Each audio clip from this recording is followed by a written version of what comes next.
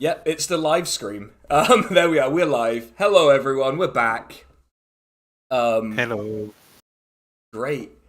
Oh, my brain is so dead. But I did actually write D&D stuff this week. Yeah, I love the energy that we're bringing into this already. It's been a bit of a time. Hi, everyone. So does anyone in the party remember what happened? What you all were up to before we took a 2-week break because of various fuck-ups that we don't need to get into. We You brought a delicious gift to a Medusa. we took care of business. Yeah, you actually competently did the quest, left the Underdark in decent time, and acquired a reward for your work. Which I have to say, by the standards of this party, is fucking astonishing that all of that happened. I kind of had I kind of had lower expectations, if I'm going to be honest about it. I was like, I'm not sure this is going to work, but, well, you know, you proved me wrong. All of you proved me wrong. Well, when Angrif's in the Underdark, we have to get out of there as soon as possible. Yeah, he just doesn't like it. Nothing bad can happen. Nothing bad can happen. As we proved. The new mantra of the party, nothing bad can happen. And how is that? And that's, so far, in fairness, nothing bad has happened since Art has adopted this new life mantra. So, I don't know. Maybe nothing bad can happen. Maybe this is the campaign from now on. Smooth sailing. That's what it's like when you're rich. Yeah, Bob was only briefly brainwashed. You know? Yeah, as opposed to like completely brainwashed for the entire fucking quest, which is probably what we would have reasonably expected. We made a new friend called Brian, who we've left in the Underdark. Yeah, you have left Brian, who's off on a quest of what I described as self-discovery. Yeah. Which I guess is literally He's exploring his body. Well, yeah, limited returns on that, given he's a mind flare. But yeah, and if anyone in the audience wants to draw any art of that, you can tag SK the Crusader and Blue Sky. Yeah, no, like fine, I don't give a shit. I'll fucking repost it. I really don't care. Whatever. Like, I have a much more like relaxed attitude on Blue Sky that I kind of like, so I'm just it's fine. I don't give a shit. I'll repost it. Tentacle porn, Stanan's You have permission. Yeah, that's it. Yeah, you have my explicit permission to send fucking mind flare porn at me on Blue Sky now, so that's good. But you did. How does it always come back to this? Yeah, even fucking Baldur's Gate 3. Anyway, You brought it up last time. Me or Alasdair? Alasdair. Yeah. Look. Yeah, but when I did it, it was the first time, and now it's a trend. So Yeah, well, you're all sheeple. all right. Wow. All right. Okay. So focusing a bit more, you went back to that little dwarf settlement on the island that they call Nowhere because they're very witty like that, and you got your big reward. And you actually so would you rejoining the party a few days after this? Well, actually, almost a week after this, because you would have hanged out at Nowhere, where some of you will have done some things that you told me about. Some of you might not have done, and we'll resolve those things in a bit. And you were also on the Negotiator, and it has just been smooth sailing. And you're about half a day's, maybe less, away from your destination on the continent. And so we'll go round and see what people were up to. So it's kind of conveniently ordered on my screen. So Barb, what was Barb up to in the intervening few days before we arrive? So as people who've been following this stream know, I stole a knife that may or may not be evil or talk. Was it a ninja sword, actually? And therefore it's illegal, actually. You should really hand that into an amnesty program that has no limit. Don't ask me what that's referring to. We killed the Kierstarmer. He does not exist. No one can take my dagger from me.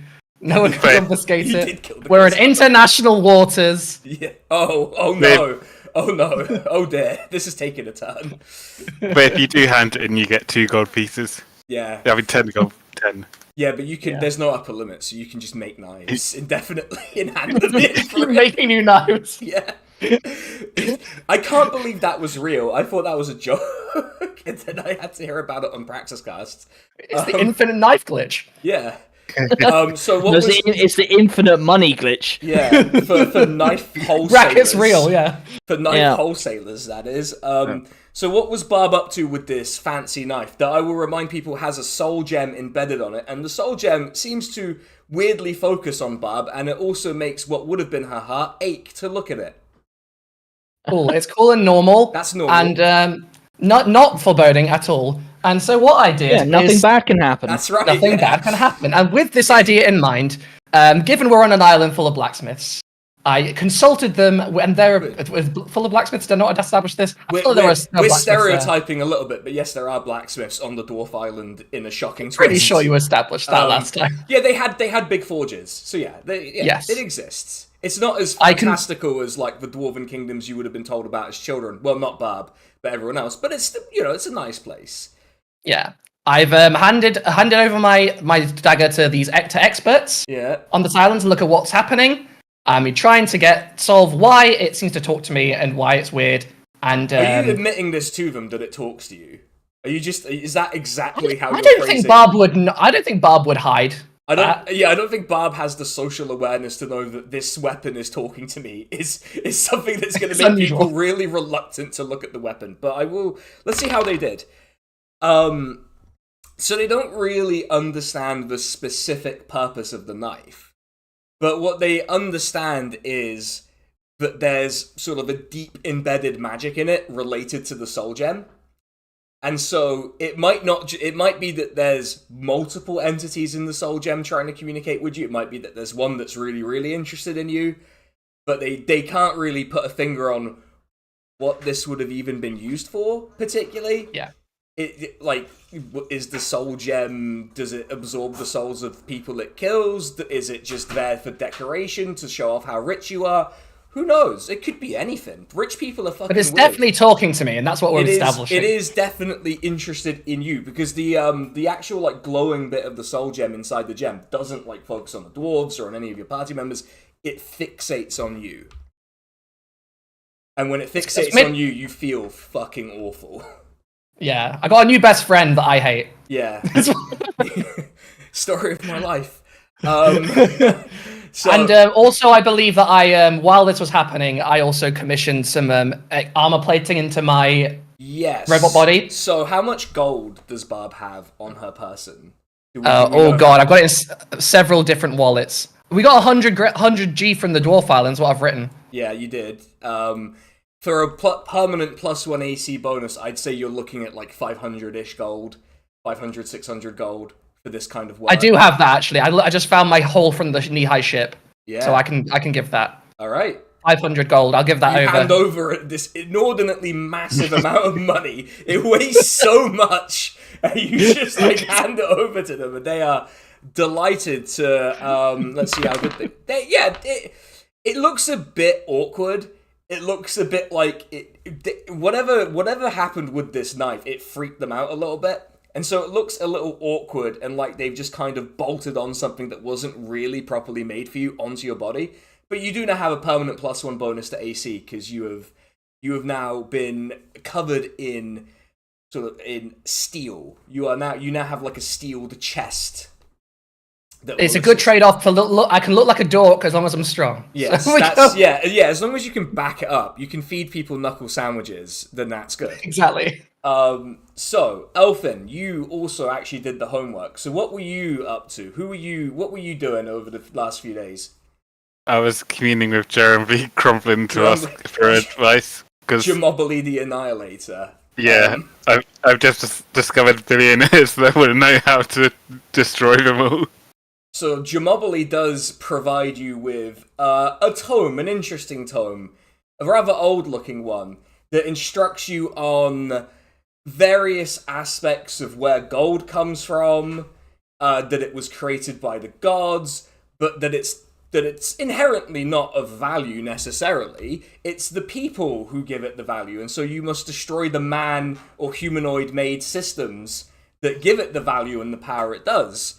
Or alternatively, you could attack and dethrone all of the gods. Yeah. So we could do attack and dethrone God. That is basically the conclusion of this long, winding tome from the hells that you have received from Jamobbly the Annihilator. Possibly. Done the reading, have you? Yeah, you've read Theory now. You've done the equivalent of reading Theory in this world. Congratulations. A small red book given to you by it's by Jamobbly the Annihilator. There you go. You've got your little red book. And you can call it Jamobbly's little red book if you like. That's fine. But yeah, that is the synopsis of the book. Art, what were you up to over these last few days, other than like presumably foaming at the mouth because of how much stuff you have now? I mean, I thought about like commissioning like a new sword or dagger or anything, but honestly, it's fine. So nothing bad can happen after just all. chilling. So. Yeah. I mean, outside to metagame, I think I'd be more interested in getting enchantments on the weapons than getting new weapons. Yeah. Which I don't think is something that they'll do here necessarily. They do not specialize in it, no. Yeah. So I think instead, art, like on the island, art is just going to be like looking around for anything that and bothering as many people as possible because you know what he's like. For any like curious little knickknacks that are fun. Oh yeah, you can. A lot of the dwarves in their spare time do make little like trinkets and rings and things like that, and you could even commission a custom ring of sorts for yourself. But you do pick up like a handful of, like those like heavy metal rings you get with the skulls and everything. You collect those. Absolutely, art starts looking like he hangs out in South London warehouses. Yeah. That's it. They start to look like someone who tried to make out with me in the cell one time. No, not the Sal. And I hope that may not. I hope that wasn't me. Because it could have been. It could have been in the Sal. Yeah, so many rings that it starts looking like a knuckle duster. Yeah, alright, okay. So you've got 10 like skull rings, basically. Yeah. Okay. Excellent. Yeah. I'm just one for every single. Just like, check out, I'm a pirate. That's it, yeah. You're hanging out with the pirates and you're fitting in. That's alright. Angrif, what have you been up to the past few days? Mainly checking in with basically praying to Tempest and more or less checking in to make sure that, he's happy with the way things are going. You get the distinct sense that Tempest is pleased by the way that you have conducted yourself, and also you're just filled with this weird sense that nothing bad can happen. You are oddly filled with this sense that like everything is going really well. What's the worst that could happen? But you do have this sort of looming feeling that Tempest is extremely unnerved. Yeah, like that Tempest is maybe like trying to soften a blow potentially. You're not sure. Uh-oh. If this leads to an end game where art like ascends and becomes Tempest, I will be losing my shit. Tempest is fully on the art train. Yeah, Tempest's art build is now like posted on Reddit. My god, has been brainwashed by my friend. My god, M29 or whatever your character is. Yeah. My god, M 4.8 billion has been like. Has been charmed by my weird friend. Yeah, my weird friend who never showers. Oh no. But yeah, so Tempest is broadly pleased with you and is more than happy to continue giving you the blessings that you need to carry out his will, which would be freeing the slaves and etc. etc. You know what it is. You're aware of Tempest's. You know the stuff. Yeah, he's kind of become more casual with it since his main monastery got destroyed. He's kind of become a bit more of a lay clergy type of god, He's in his cool divorce dad era. Yeah, exactly. He's like, it's just. Oh, he's got how annoying is that going to be for Angrif? He's got a new car. Tempest not taking it as seriously as Angrif. Tempest has got a new chariot. He's got a ponytail now. He's having a great time. My god, Dad is going through something right now. He's dating younger gods. Yeah, younger deities. He's hanging out with my friends. Yeah. He's gone into DJing. Like, Oh, God. Oh no. I'm now just imagining Art will become a like cleric of Tempest eventually because a multi-class for a third time to be a cleric of Tempest in Just a to chaotic sense. just to annoy Angrif, you become a devotee of this religion. Okay. But you are having reflected on your works, your various works and skull rings and communing with deities and devils and so on. You do spot land on the horizon, and you spot the estuary of a very large river surrounded by large stone walls, and a city within the walls, and a sprawling mass of a city outside of it on both sides of this river.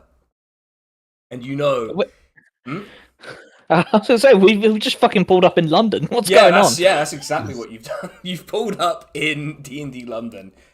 It is probably the biggest city any of you have ever seen. It dwarfs the cities on the island that you originally came from. Angrif, you've probably been here before, but it wasn't this big before. It has expanded quite rapidly in size from the last time you were here. And How long has Angrif been away, just for reference? I think 5 years, 10 years? It was... Yeah, it sounds about right. Yeah, between 5 and 10 years. He's never been incredibly clear about the specific timeline. Just literally hand waving away. You know, the time that I was there. You know, time is relative. And so... Yeah, Tempest isn't really that serious about time. Yeah. He's just chill. He's chill these days. Nothing bad can happen, everyone. He got diagnosed with ADHD, and everything changed. lucky him getting diagnosed. God. Anyway, all it took was him being a literal god. Yeah, that's how you get the NHS to listen to you these days. And you still couldn't get on benefits. No. Oh well, God, I'm gonna veer off into real life. We need to not do this today. So the ship pulls up at the port, and Mug comes off the ship to see you all off. And you're standing on the dock, and he's like, well, it's been great. Thank you so much for helping me with my brother, and for helping those dwarves. I really appreciate it, actually. It was a very good thing for you to have done. We're not really going to be sticking around here for very long, probably a week at most. So I imagine you've got extended business on the continent? Yeah, we've got to kill someone, I think. What was that about? Who do we have to kill? I remember. You have to assassinate someone, yes, but you do have to kill... Angrif's also doing a vengeance thing. Yeah, let's do a minor vengeance, just a light assassination, but, nothing we can't handle. Mug is just kind of standing there like, oh yeah, sure, yeah, you can handle it. Yeah, I'm sure. And, I mean, what has Art's been saying? Nothing bad can ever happen? Looks him dead in the eye and says nothing. Yeah, bad people have been saying it. Are you gonna come back at some? We see you again? Oh well, I'll be going through all the ports and such at some point or another. We might be in the same one at some time, of course. If you're ever in this particular area again, you'll almost certainly see me, or the negotiator, or my brother, or my dad, or one of my other 8 brothers. You give us your 8 brothers' names that we know when we bump into them. No, I think you'll know who they are. Don't worry. No, I don't think I will. I don't think I will. Especially because, and you see the sort of like import-export functionary has arrived to talk. He's like, you all get into the city and figure out what you're doing. I can handle this guy. He's going to put a 45% tariff on your stuff. You've got to be careful. Yeah, yeah. I've just got to be extremely honest and tactful about the cargo we have. Yeah, it's all normal. We can tell him it's normal. Yeah, while we're on our way. Please, just go and don't tell him it's normal. This is a weird cargo, man. It's fucked up stuff he's bringing. Mug just kind of face palms. Yeah. He's like, right, well, you'll try not to get killed. You two enjoy negotiating. Oh, yeah, I will. Okay, so the port is within the walls. It's kind of just within the walls, but not quite on the estuary because that's not how a port works. But you are now in what we will call the inner city of this port, which Angrif knows the name of as Hustas. You have arrived here. Hustas. And you have Hustas, as you wish to pronounce it. And you know, Angrif knows that there is an adventurers guild on the continent. It does exist. There is an adventurers guild, Watering Hole, in the core city, this, if you like. That has an extremely I got a great random generator name, not quite horse and horse great, but I got the Goat and Goliath. Which is pretty good. That's a good one. I kind of like that one. Almost Goat and Goat. I would go to the Goat and Goliath. Like, absolutely. Yeah. I should have asked, do they speak Common in this continent, or are we all speaking Latin? What's Common is, it's a trade language. Like, everyone will have some familiarity with Common. They wouldn't be speaking Norman here, not Norman Latin. What am I thinking about there? Fucking hell. They would be speaking like languages of like the merchant class here, who are the Ambermen, if you like. But most people will speak Common because with this port, it's mostly trade with the islands that you come from, and Common is just, funnily, the commonly spoken language on ports. Convenient. Yeah, they call it Common because it's common not to speak it. Yeah, that's right. Exciting. So you want to speak uncommon or rare? Yeah. Yes, I grew up speaking rare. It would be really funny if they just spoke uncommon here for some fucking reason, and you were just completely screwed. Just tracking out a Duolingo. Yeah. A lot of business with non-players. Looks for a door. Oh no. We have to adopt an owl. It's very elephant is loud. Not sure. Okay, so you know that there is an adventurers guild aligned Watering Hole in this place. You don't really know much else about it, since most of you will not have been here. Angrif was here a long time ago, and the city certainly. Oh, damn gentrification! Yeah. You do spot a sort of man-made cereal bars everywhere. Coffee emporiums. Yeah, you spot a man-made hill with a fort on top of it. This is kind of a long-standing feature here. Angrif, you know it as the seat of the Grand Duke of this region. They do in fact have their own government here. They're not part of the sovereignty. They never have been. And maybe they don't want to be. Who knows? We'll find out. But what is the party up to in this large, unfamiliar city? You are off the docks. You are walking towards the city. What is the plan, everyone? I guess we should probably go to the Adventurers Guilds. We can see in there. I actually do think we might be able to get somewhere to get some enchantments on weapons, which might be handy for future. They might know somewhere in the Adventurers Guild. We also might be able to find a way to find the person that we're supposed to assassinate, whose name I've forgotten. I'm relying on Barb for this. I was going to say Bob's goal will be to try and get information on where the guy that we're assassinating lives and how to find him, but I have also forgotten his name. Yeah, there's a lot of that going around. Yeah, I don't know what's going on. I did write it down somewhere. You might want to find. It's a guy we need to kill. What's his name? Yeah, sorry, we're looking for a guy we need to murder. Do you know any guys who need to be murdered?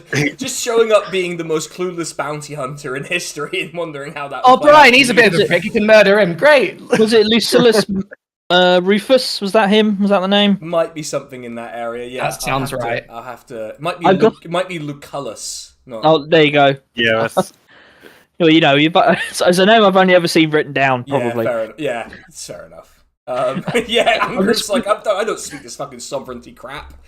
Like, I've written Governor Egrex down. I don't know if that was... That's the guy who killed all of Angrif's friends. That's the separate murder. Probably Angrif, is it murder? Are you doing murder to this guy? No, all right. No, I tell a lie. I did write it down. It is Lucullus. There you go. Yeah. Yeah. I don't like the way you're speaking to me, officer. pleading the fifth to the DM because you don't want to get implicated in murder. Wandering through the city. Things out of control. Yeah. I like to think we're just wandering through the city, looking through our actual notebooks for the name of the guy we're supposed to murder. Yeah, just... Excuse me, have you seen... Excuse me, have you seen this gentleman called Lucullus Rufus? Have you seen this man? And it's not even like a drawing, it's just a name. And you're just like wondering why this is happening. Look, can you help it? We're new to the city, and we really want to murder this guy. Yeah. And your point is... I'm drawing a stick person with a sword sticking in it. Yeah. You see, murder is the act of killing someone. Again, it's just like explaining murder to the people here who are just like, we know what murder is. We're like, just. I'm writing down Ginger ? Yeah. Well, I mean, if I called him a Henna-Barbus, then he would definitely be Ginger. But there you go. Yeah.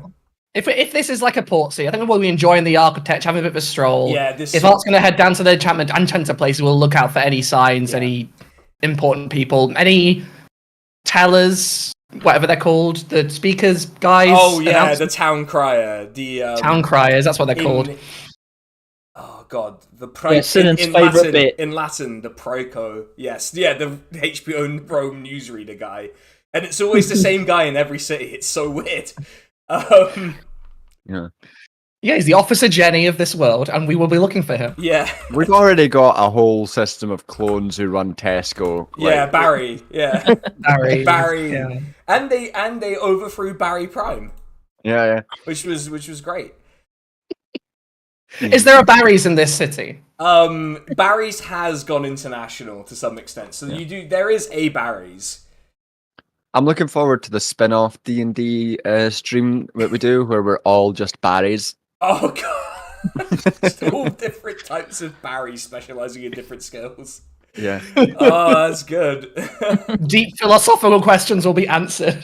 Yeah, which one of you is Barry Prime? Is one of you Barry Prime? We don't know. Kill Barry Prime? Well, they cooperatized Barry's, if you'll recall. My Barrys have unionized. Yeah, they did. The Barrys unionized. That's what happened.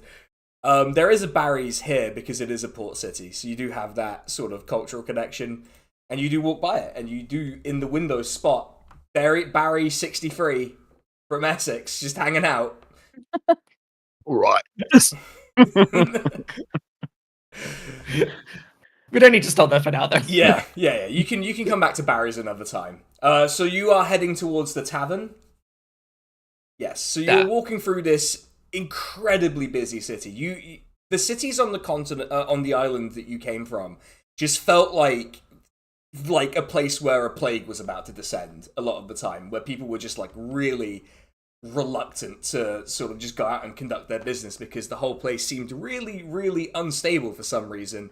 Reasons we can't discern why people think the political situation is unstable on that island. No one will ever figure out what happened. But in this city, there's no such like reluctance. Everyone is out. Everyone is conducting business. The streets are rammed with people from all sorts of places, all sorts of races. Like just everything's going on in this place, and you arrive at the Goat and Goliath.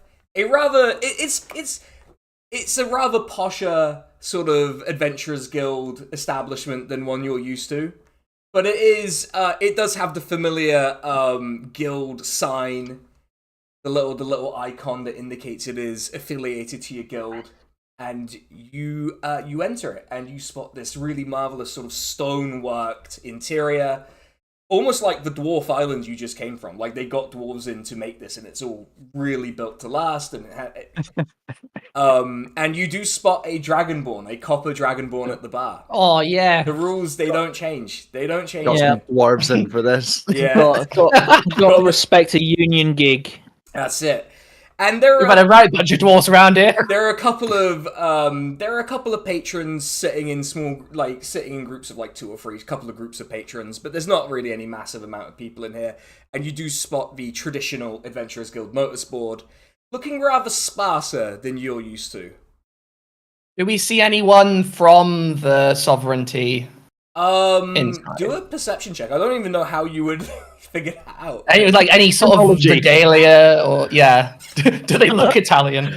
Perception. Are they like, I just had the worst idea as to how you would check if someone's Italian, so I'm just gonna... I rolled a 6, so I'm probably going to accidentally talk to a Serbian. So we'll see how this goes. You're gonna talk to a Croatian and claim that Dalmatia is actually Italy, and then it's gonna become a whole fucking thing. You do not spot a single person who looks like... You don't even really know what the sovereignty is particularly, but you just sort of look around, and everyone here just looks like adventurers everywhere else because the job isn't that different between places. Everyone's either armored, leather armored, wearing a robe. You know, they're not... Like, how would you tell if someone's from the sovereignty is now the thought in your head? Yeah. Thing is, I'll take a look at the board then in that case. Yeah, okay. So the board is very sparse, and there's a reason it's sparse, but you won't really figure out unless you talk to people. But the board is very sparse, so you only really see 2 things on the board. One is that there are a series of missing persons from the core city who are young men and women from like the wealthier merchant class of the city. And one of these sort of wealthier merchants is looking for someone to investigate this and figure out where the fuck are all these young people going. Why sounds like a source of money. That sounds like we could get money for sorting that out. There's another one that there are groups of villagers reporting attacks during the night from large creatures. All of these villages are by something called the Seneschal's Forest. Okay, I'll bring these back to the group. I'm assuming they're sat down or at the bar. One of those two. Yeah, what has the group been up to while Barb's been checking out the board? Immediately at the bar? Are you kidding? Yeah, I knew it. The random generators come through with an excellent name for a lager, which is Book and Shadow, which I'm kind of a fan of that one, actually. I feel like I would actually drink that. It's a silver piece per pint of that. I'll slam down 4 silver pieces for the group. Okay. So the large copper dragonborn pours out your pints and lays them at the bar and accepts the coin. Gives you a little nod and gets back to wiping the bar and keeping an eye on things. I think we want to ask this dragonborn some questions. Not his name. Good. Okay, not his name. Mr. Bourne. just my God, it's Dragonborn. Just like, all right, I am. We're kind of new here. We're pretty fucking good adventurers. Nothing bad can ever happen to us. But I did want to know, do you know of any places that you could get like enchantments on weapons that might help us be even better? And also, do you know the name of Barb? What was the name? Barb comes over with the notices, and she looks up from her notice where she's been writing down the things. She goes, Legate Lucullus Rufus. Yeah, we want to see him for reasons. No reasons. Okay, so on the enchantments, it's pretty simple. You can go to most weapons, crafters, blacksmiths, whatever. They'll usually have an ability to enchant a weapon at least a little bit. Magic's but I was just wondering if there's like any specific place that the Adventurers Guild had any relationship with. Give us a good deal. There's not really anywhere that we have a particular arrangement with, because people, they have their preferences with who to work to and their specific tastes in terms of enchantments. So we don't really... Anyone who's just like a fun character? Fun character. Yeah. He sort of thinks for a second, as if he's like reeling through what he thinks your definition of fun is. There's one guy, Maritalis. Maritalis, he's an interesting guy. A bit of an oddball, but he was a wizard once upon a time, and then just turned to blacksmithing. You're not allowed to say that. Oh, you're from the islands. Oh. Suddenly a lot of this makes more sense. Huh? Slurs are different over here. You have an islander demeanor about you. Is all I'm saying. Which Just class is a slur on this island? more relaxed? Which class is it's a continent for one, I think. So I don't know if there's like a particular. Depends where you are and who's been causing trouble. Is it a paladin? looks at Angrif. Is like, I'm gonna say no. So the other question. Could you repeat the name for me? Lucullus Rufus. He's a legate. Well, if he's a legate, he'll be quite far inland. I mean, some of the merchants who go up the river might be able to take you a bit closer, but yeah, he'll be in the province of Arasamia, as they call it in the sovereignty. Probably a good long trip from here. Quite far inland. So What we're was gonna that have to province? leg it. Yes. He actually does. You think he cracks a smile at the joke. You think he does. But What was that province? Arasamia is what it's called. That's at least what the sovereignty have called. I Right. see. If he's a legate, he'll be with the governor there, and probably leading the part of the army that's marching around, trying to deal with this High King they found. The High King. Yeah, some Has he been causing trouble for the sovereignty over there? some person claiming to be a champion of Tempus, just leading a bunch of men around, harassing the sovereignty's army. Seems to be doing quite well. But, no guild. Bob position turns to on it. Angrif is like, Hi. He looks over at Angrif and looks at the sort of regalia on him. You're not from the you couldn't possibly be a survivor from that place, could you? What's it to you? Just interesting. The so-called High King is Do I claiming- amuse you? it's just that the Is High that what's going on it's here? just that the High King, as he calls himself, claims he is the sole survivor of it. Uh-huh. Mighty interesting. If there was more than one. Well, my USP isn't being the sole survivor of anything, to be honest. someone's is though, and it's Yeah, not you. it's not you. Oh. It's kind of the. I get out there just before you. I think if you say anything more, you might piss our friend off. So I'm just going to get this note down. Do you know anything about these missing persons? Oh, the notices? No, I mean, We'd like some money. It seems like these people will give me money if we find them. They probably would. I'm sure.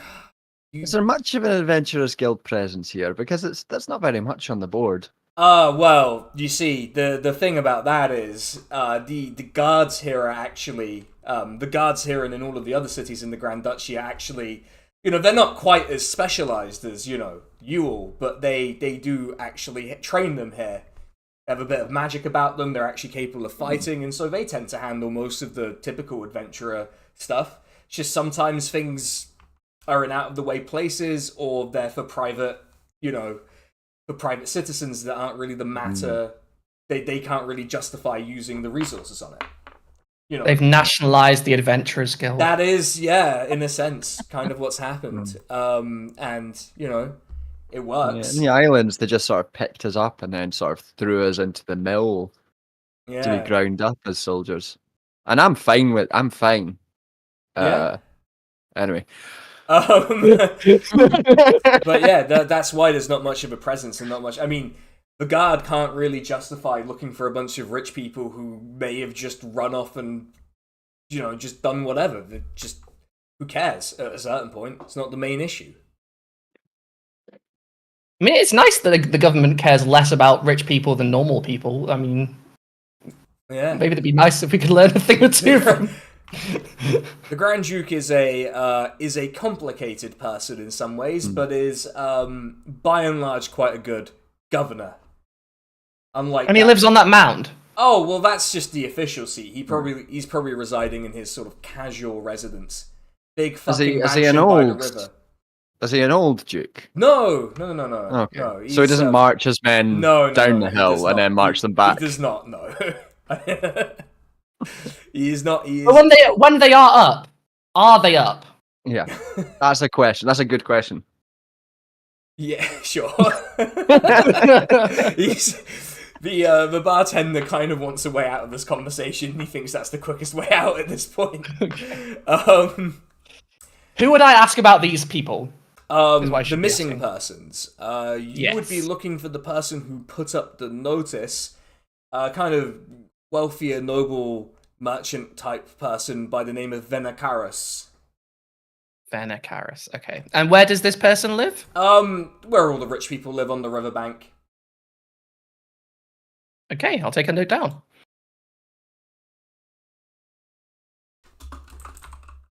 I am Alright. actually taking notes. Yes. Decided to start taking notes, which I apparently did last week as well. Anything else we needed? Angrif, you got all the information you needed about the order, or do you want to poke this guy? I don't think Angrif has ever poked anyone in this. Nope, I'm good. Okay.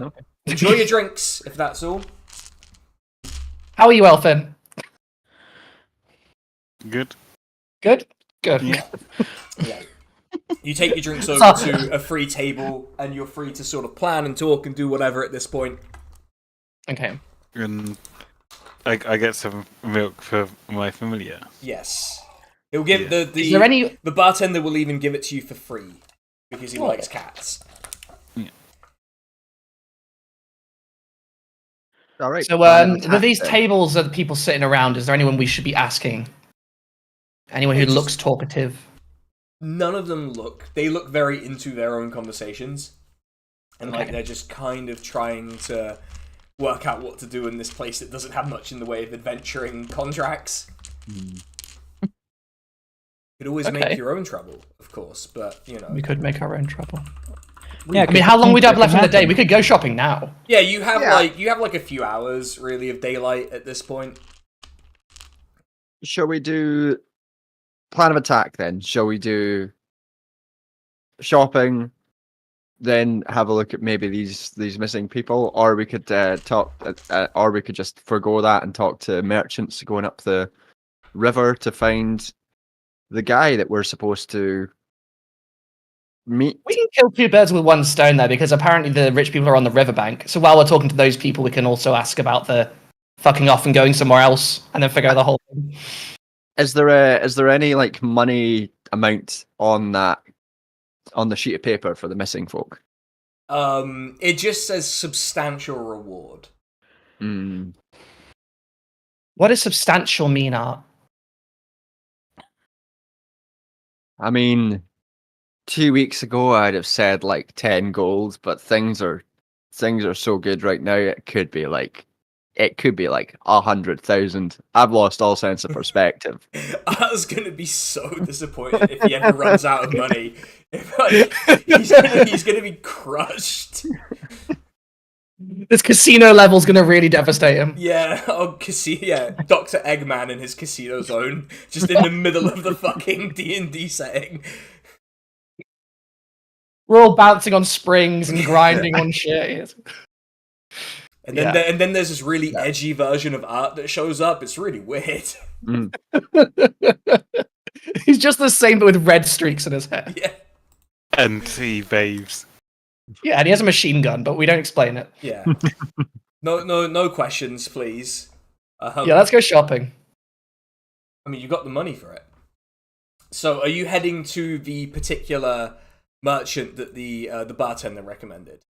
Yeah. Merchant? Okay. Yeah.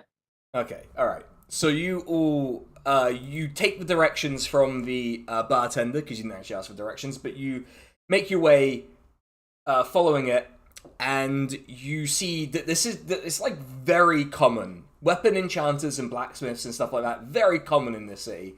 Magic just seems to be widely practiced in a way that it's just not on the islands. And you come to Maritalis's what items of wonder. and it is this. It does have this sort of outdoor sort of smithing area, but also this indoors sort of really nice cozy shop aspect to it. And so you can choose, and he's not in the smithing area, so presumably you would choose to go into the shop. Mm-hmm. Little bell goes, and you just head just a minute, and this extremely like buff, sort of woad painted topless man comes out holding like a tray of cookies, and he's just like, Hello. hi. Ah. Just puts it A down. man, His a man of many talents. long ginger hair, puts it down. Hi. Sorry, I'm just I was just making a snack for myself. No, that's- what can I do for you? I forgot. Oh, it's gone. Oh, it's like that, is it? Yeah. No, yes. We were looking to get some weapons slightly magic. Oh, just a common enchantment then? I guess so. I don't know how it works. Oh, well, there's lots of different ways we might enchant a weapon. We could make it so that it's just slightly more effective. Oh, Barb, in case you missed it, there is a large, topless, woad-covered man here who is rather built. My headphones cut out at that exact moment. Oh, so I'm no. too filthy in. Yeah, then he had to race back, I imagine. Yeah, and he was carrying out some cookies that he'd made for himself. You can make the weapon more effective. You can give it a sort of elemental characteristic, like lightning or fire, or don't tell the authorities about this sort of thing, but you could make it do necrotic damage, that sort of thing. It's a zombie weapon. People do frown upon that sort of thing here. We could make it do all sorts of things. Basically, it's kind of in the gift of you. It might take longer or cost more to do certain enchantments, but I'm more or less capable of doing all of them. I bet you are. Yeah, he is very much the when you're a spellcaster, but you hit points into strength guy right here. I'm glad that the Adventurers Guild sent us your way. Oh, was it the Copper Dragonborn bartender? Yeah. Yeah, Titus, good friend of mine. Titus. Oh. He said you were a character. Oh well, he's just a very old friend having a laugh with me. There, I think. Are we the joke? Well, you're in the shop, aren't you? So I guess. Well, I mean, okay, I'm gonna try and not be distracted. I feel like you should have to roll some dice to try and do that. Yeah, I mean, I feel like I'm happy for Art to just try his best here and to see how it plays out. So I mean, I have daggers and a dagger and a rapier. My whole thing is that I'm quite good at sneaking about. Mm-hmm. I don't know if you even noticed me.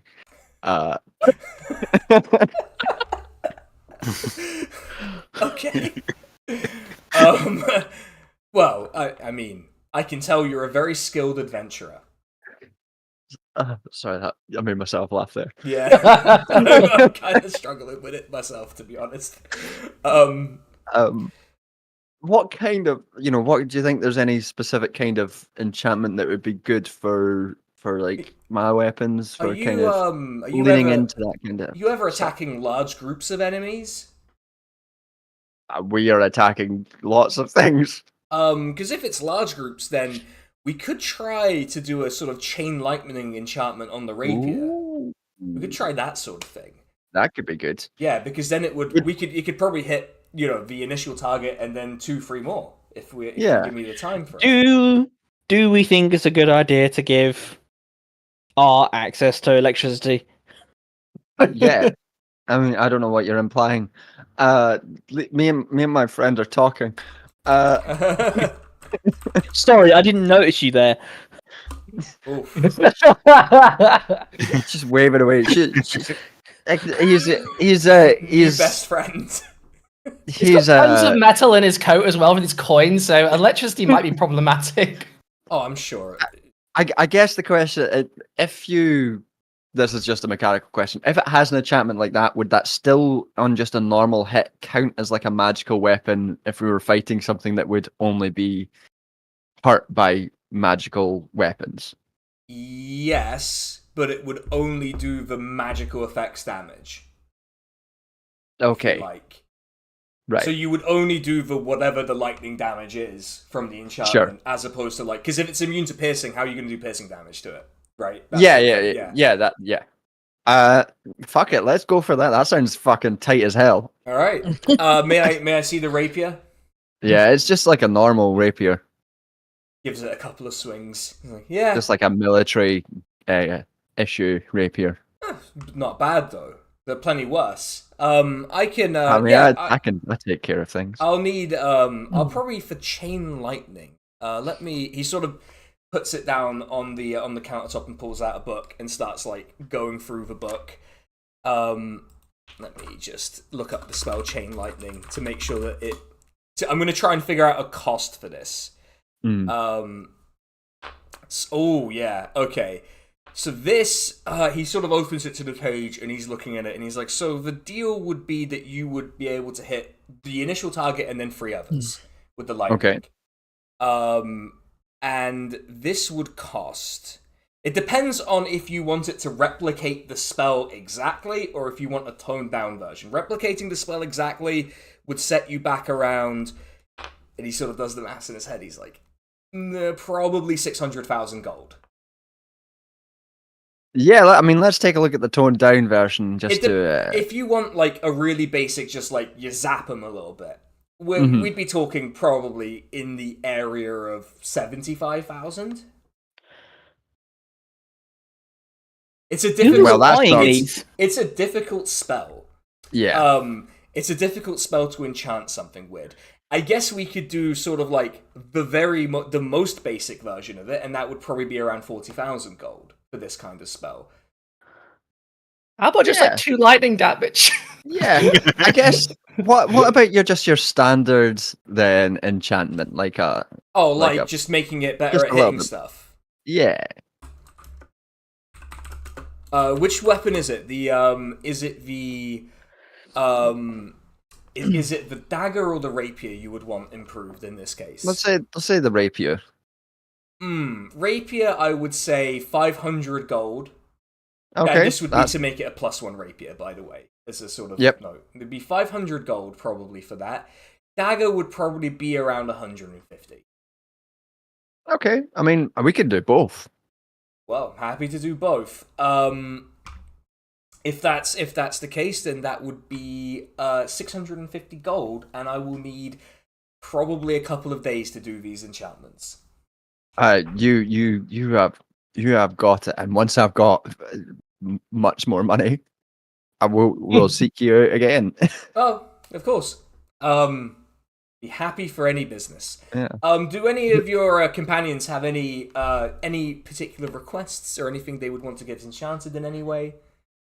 I mean, if it's that expensive, I don't know how many things we'll be able to fulfill. It really depends on what you're looking for. If you wanted the Chain Lightning itself is a very powerful and resource-intensive spell.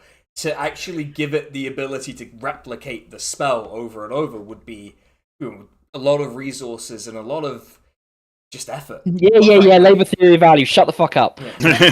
Yeah, I mean, Elfin's got the book on that, right? So yeah, you can borrow if you like. Yeah. What's the shittest enchantment you can give us that's not bad? That's not bad. I mean, what's the shittest enchantment you can give us? Just humour us for a second, and then we can go to one that you want. I could enchant the weapon to do prestidigitation whenever it hits a target. So you would, I guess it would be at your gift. You could clean the enemy as you attack them. That'd be quite fun. Could you? I guess you could. One of these, I show my armor plates that I've got on, the haste leaf, the mana plates. How about if you wanted to enchant these so that every time someone hit they made a farting noise? Would that work? Well, I could do the prestidigitation enchantment on the metal attached to your body. That's certainly possible, but the issue is you would have to stay here for about a day. Oh, I'd have to stay there. And... Oh, you I would have see. to, Yeah, that's because difficult. you're physically attached to the, unless you can take it off. But that I'd rather not find out if I can. Then Just- yes, you would have to stay here. Have you Yeah, ever let's just enchanted someone's stuff to make fart noises before? I mean, they never specifically said it was for that purpose, but I've done it. Like, of course, like I just do whatever people pay me to do. You know, as long as it's in the book. He sort of taps the big book of basic enchantments and not so basic enchantments. Oh, here's your chance. Make all the junk in your pockets make fart noises. It'll be brilliant. Oh. No. He doesn't want to embarrass himself in front of his new best friend. Oh, that would be exciting, but You have to go to the other shop for that, right? yeah. Fred's fart place. Yeah.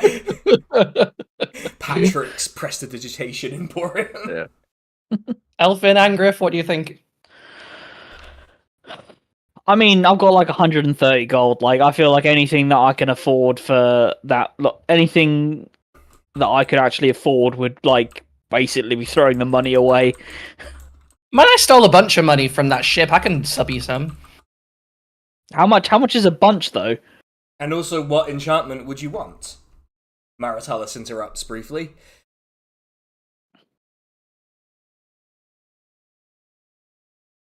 I mean, like, is it?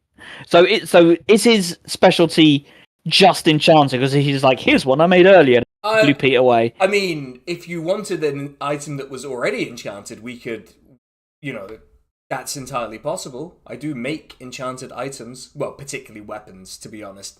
Trinkets and such. They're not really what I'm interested in. I'm interested in making weapons. Okay, so just weapons, not like belts and gauntlets and. Oh, gauntlets whatnot. sometimes, armor sometimes, but it's I can even, but it's not my passion. Oh, I'm sorry. What's I your don't. passion? Making making Oh, weapons.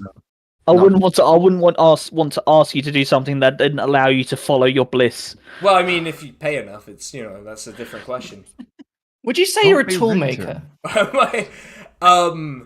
I suppose in a sense you might regard weapons as tools, and therefore yes. But You don't have a very nasally son running around, do you? Yeah. no. I am. He sort of says, he's like, I've not been lucky enough to find someone to have children with. Don't have kids. Yeah. God, the new Keir Starmer, and it's going to be this guy's son. Are the cookies shaped like swords? Yes, they're swords and shields and spears and axes. Do they Incredible, look like swords? Incredible baking skill to be able to get a cookie post, baking. yeah, That baking. looks like the thing Yeah. is meant to look like. Yeah. That's pretty What good. can I say? I'm a talented guy. Yeah, I bet. Yeah, Mr. Worldwide, right in front of us. That's right. Can I have a cookie? Yes, of course. I'm not going to Oh, eat them all thank you. myself. I've got to, I can just make more. It's not that difficult. He picks up one of the axes and starts eating it. And you notice these cookies also have a little bit of icing on them. Ooh. Ooh. I'm gonna nibble on it a little bit with however much I can manage with my robot face. Yeah. Tastes nice though. Yeah, you imagine it tastes nice. It's It's prestidigitation. it's the tray makes a fart noise as you touch it. Elfin, what do you reckon? You getting anything or? Well, I probably don't have enough money, but Well, try me. What is Could I- it that you're after? because I've mainly spellcasting. So could I enchant my staff to help with that? Make a fart noise, With of course. spellcasting? No, I don't. With I don't want the spellcasting? fart noise. Ooh, Yeah. that's What type of spellcaster are you, if you don't mind me asking? I'm a warlock. Oh, right. Okay. Tough break. I'm sure your patron is very demanding. May I see the staff? Yeah. I know he's fine actually. We met him. It's nice. Oh, I'm Yeah. sure. Yeah. He They sort make of, jam. You should Yeah. actually get in touch. yeah, maybe. He sort of looks at the stuff. I mean, enchanting it to improve your spellcasting, that would be a rather challenging thing, because what we would need to do is, and he starts explaining this really long-winded process that doesn't really make sense because it's wizard stuff, it's nerd stuff, basically. But he does kind of nerd out, and he's like, well, in essence, I would need to get a bunch of new materials to improve, because you need it to conduct your spellcasting more effectively. That's why I asked what the source of your magic was. And with a sort of, I assume, infernal patron, it's gonna require some materials you can only really get from the hells, and those do not come cheap. Jam. Not jam. Could be jam, I suppose, if it came from the hells, but it would be very difficult to sort of to make it stick, because what you need is. And what type of staff does Elfin have? What does Elfin staff look like? I don't know. Is it just like Stick. I imagine it's literally a wooden stick that you've grabbed and used as a staff, right? I've just kind of imagined that because of the druid background. Well, I'd need to remove the core of this staff Good. and put a new core in. And jam is not, I don't know what type of jam you make on the islands, but it's not a very solid material. I've led to understand in general. So You've not seen this jam. does it is it like a solid block? Just like you have to like carve the jam off. Like, I mean, have you seen what happens to jam if you leave it in the fridge for 2 years? No, Because I have. I eat I think it is not jam. Yeah. But yeah, I would need some sort of solid material from the hells, which hard to come by when you're not, in the hells. Hmm. How about if it's Very bonked? demanding salesman. Well, he's just explaining. Don't be rude. I'm just explaining the process. It's not the matter of What if being you demanding. What if you enchanted the kitten to make a fart noise? I think the kitten That doesn't require an enchantment. Believe it's more than capable of doing that naturally. So, What of your magic items? What sort of magic items have you got? Like, what's your general sort of inventory at the moment? He sort of turns around. I'm particularly proud of this one. He pulls out a rapier that is really finely made, and you see that it has it has embedded in it a wand. Oh, it's got a bottle opener. It has a bottle opener and a wand. On the hill, the other end of the hill. It's like, so I actually The found Swiss Army rapier. while I was out exploring, I actually found this wand of magic missile. So I actually embedded it inside the rapier. Shit. Do you want to cancel your previous thing and just get this rapier? I mean, I assume it's a bit rich for my blood. How much is that? Well, it would probably be around, well, considering I found the wand, but I did have to modify it a little bit so that it was kind of a permanent spell enchantment. You're probably looking at about 11,000 gold, something in that area. Yeah. Who are you selling these things to? Look, sometimes it's the government. Is there a big market for these things? 300,000 gold? Are you joking? Have you seen how rich people are here? Clearly we do he's have some doing very, well at very his expensive lovely shop. alcohol we could trade if we get desperate. Are we desperate for a rapier with a built-in bottle opener? Yeah. And also magic missile. I mean, I think I'm good with my just a little bit of oomping of my stuff right now, and I just know that I can come back anytime and, Of course. see what's going on in this place That's right. once we've got more money. Yes. Can we make a deal? Like, could we pay in installments? Like how? Oh, well, I mean, the problem with that is, you adventuring types, you travel, and I wouldn't really know how to make good on that, and I really, prefer cash up front. I mean, that makes sense. You're Yeah. a smart businessman. Yeah, we are adventurers, so I'm really trying to make this work for you, Art. I'm trying to get you this thing, and you keep ruining it by flirting. He's a smart businessman by running a business the same way basically every business operates. Is kind of. He's running a business. They can't fucking sell anything. This is all. Oh well. So you're telling me that this blacksmith can't see the value in getting a Domino's pizza order on Klarna or some shit? I mean, embarrassing. Yeah. Embarrassed for him, really.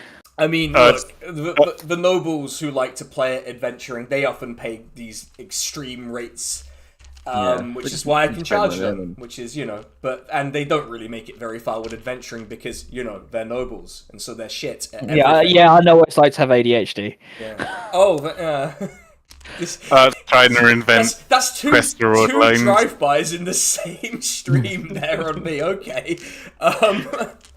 All right. Look, it's not your fault, but fucking everyone, I swear to God, everyone I know has either ADHD or autism. Yeah. I did get a diagnosis just before I left the UK. I don't. Wow. What's that like? Turns out living in England gives you ADHD. Yeah, somehow. And the only way to cope is to get autism. Just voluntarily. The only choice to double down. Yeah. Yeah, what do you think? Are you telling me that you weren't getting the COVID vaccinations in order to increase your autism levels? Okay. All right. We need to. As ironic as it is coming we're from on off the me. beaten path. Yeah.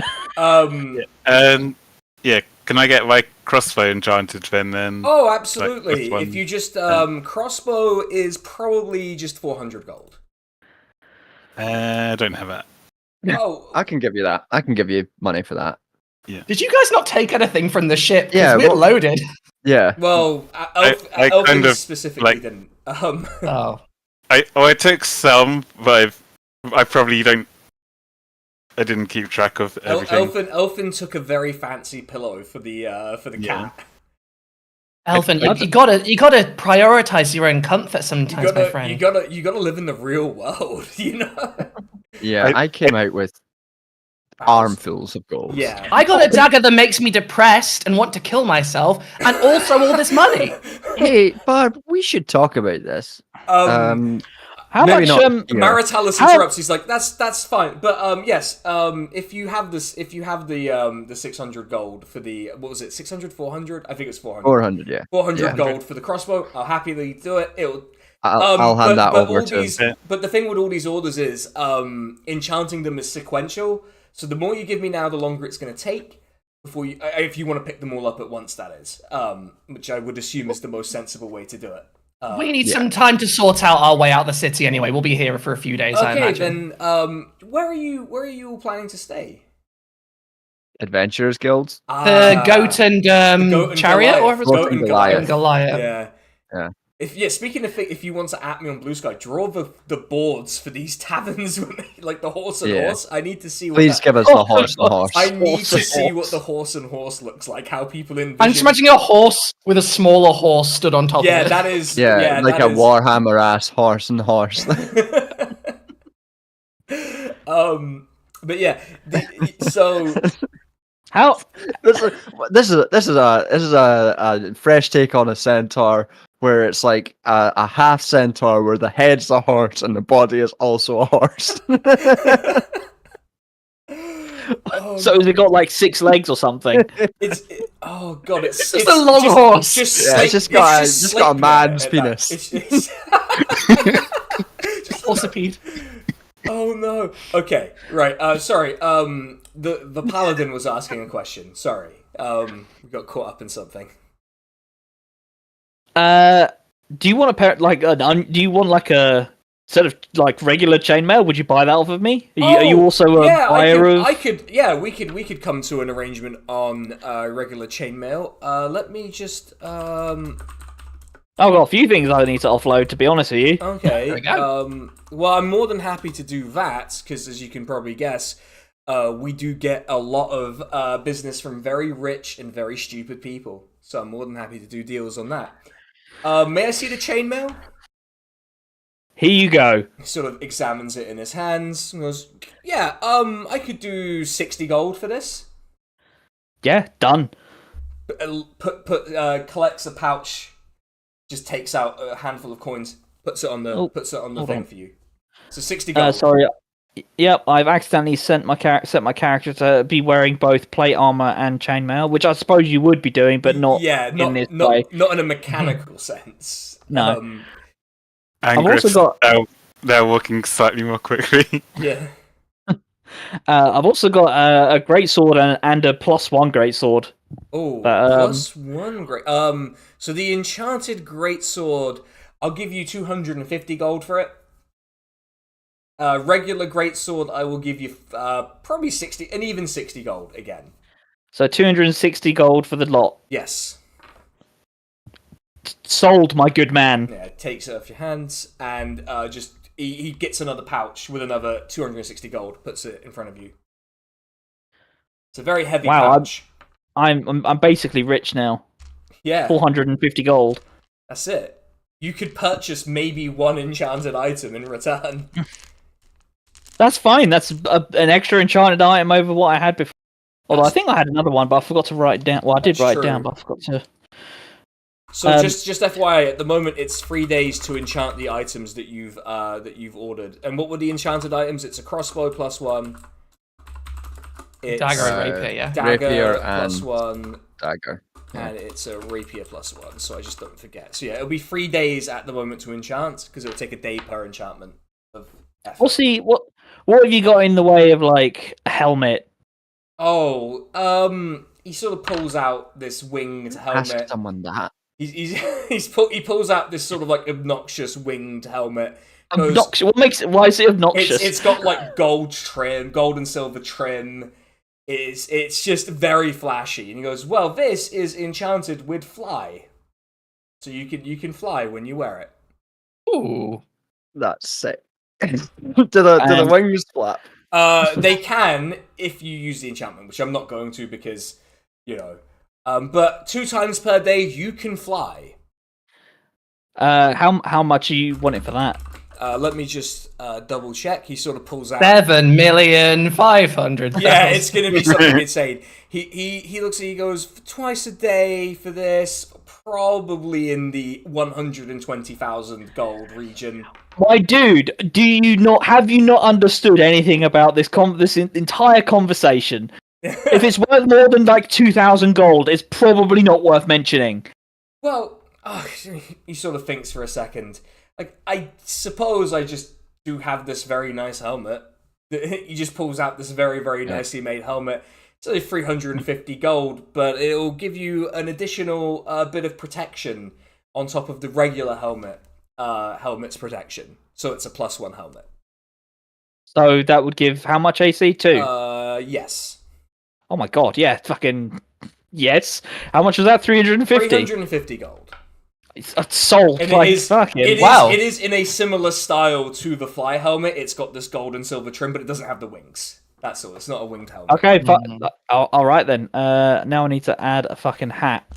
Yeah. Oh, Angrif, that looks sick as hell. You're looking. The good thing about this helmet is like it's not. You can't fly in it, but you can walk. Hey, but you look fly in it. Hey. And anything else while we're here? Art? I mean, I just think that, you know, if we've not got many friends in this city, so if you want to come by the Goat and Goliath later on, then we'll be there.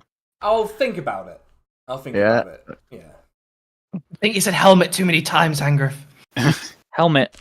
Where the fuck in the D&D Beyond is the option to add a fucking helmet? I don't know. Manage inventory, add items. Yes, I've gotten that far. Yeah. Armor is helmet not an armor? Is it helm? Search for it again. Oh fuck. Alright, I'm gonna have a drink while this is being figured out.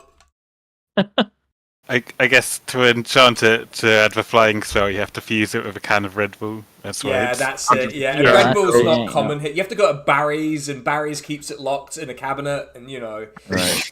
It's like the Buckfast. They keep it under the counter. Yeah, that's it. Yeah. They keep it under a bottle of can of Prime. Oh. It's got to be in there because I've had a helmet teleportation before in D&D Beyond. Right. While Angrif I mean, is I figuring... can see all the helms, but I can't see just a standard. Go on. +1. Go on. Wondrous or something. No, Wondrous had a helm of teleportation. Yeah, I've got Helm of Comprehending Languages and Helm of Teleportation, which obviously aren't This what you helmet, want. yeah. No. Yeah, we are saying the word helmet way too much, actually. Now I think about it. Oh no, we're going to get the video demonetized. No, that's alright. It's not like I make any money from the videos anyway, you know? The John Ashworth one made me a cool £3.50. Oh. Hey, that was a banger one as well. More people should have watched that. That was really funny. It was really funny to do a video about John Ashworth. I would slate John Ashworth for free. So, oh yeah, no, it was pure pleasure doing that video. Like, it was pure just like visceral joy at getting to dunk. The fucking comment I got today saying Keir Starmer should sue me was very funny. And I'm like, good luck with that, bro. It's got 5,000 views. If he's gonna sue me over that, I welcome it. Yeah. Please. He's the kind of guy that would. To be fair, the thing is, I feel like he has seen it. Don't ask me how I would know that, but I feel like he has. Someone in my comment said that Sargon of Akkad should sue me for saying that for calling him a racist. Oh yeah, good luck with that, bro. or a white supremacist. And I looked on his profile, and the very first video is a video called like the Rhodesia tragedy or something. No way. Like oh, good God. And it's like okay, yeah, sue me, and I'll show the judge just my phone. Rhodesia tragedy. Oh, there's still Sargon defend. I thought he stopped doing videos in 2016. I thought he's still going. Yeah, I thought his whole shtick was being in UKIP when they became like the right wing meme party for a bit. Yeah. Oh yeah, him and Count Dankula all lost in the fucking election. Yeah. In the one elections UKIP do well in, they got like 0.2% of the vote. It was incredible. And then the UKIP leader at the time being like, we have welcomed people like Count Dankula into the party. And I'm like, this is the perfect party conference. I love this. Please do You more actually of this. managed to make UKIP look lame in the exact right way. Yeah. The only good thing about Count Dankula is that every time someone says his name, they look fucking stupid. Yeah. I regretted saying it as soon as I said it. His name's probably like Brian or something, isn't it? Like, oh, it's it's Carl Meacham, I think, because there's a whole thing in Graham Linehan's book where Graham apologized profusely to Count Dankula for calling him a fascist. It was the one apology he made in the entire book. Fuck my life. Okay, right. Okay, everyone, should we take a quick break here, just so I can run away and do a couple of things that I need to do? And, sure. Yeah, we'll be back in 5, everyone. 5. All right. See you, everyone.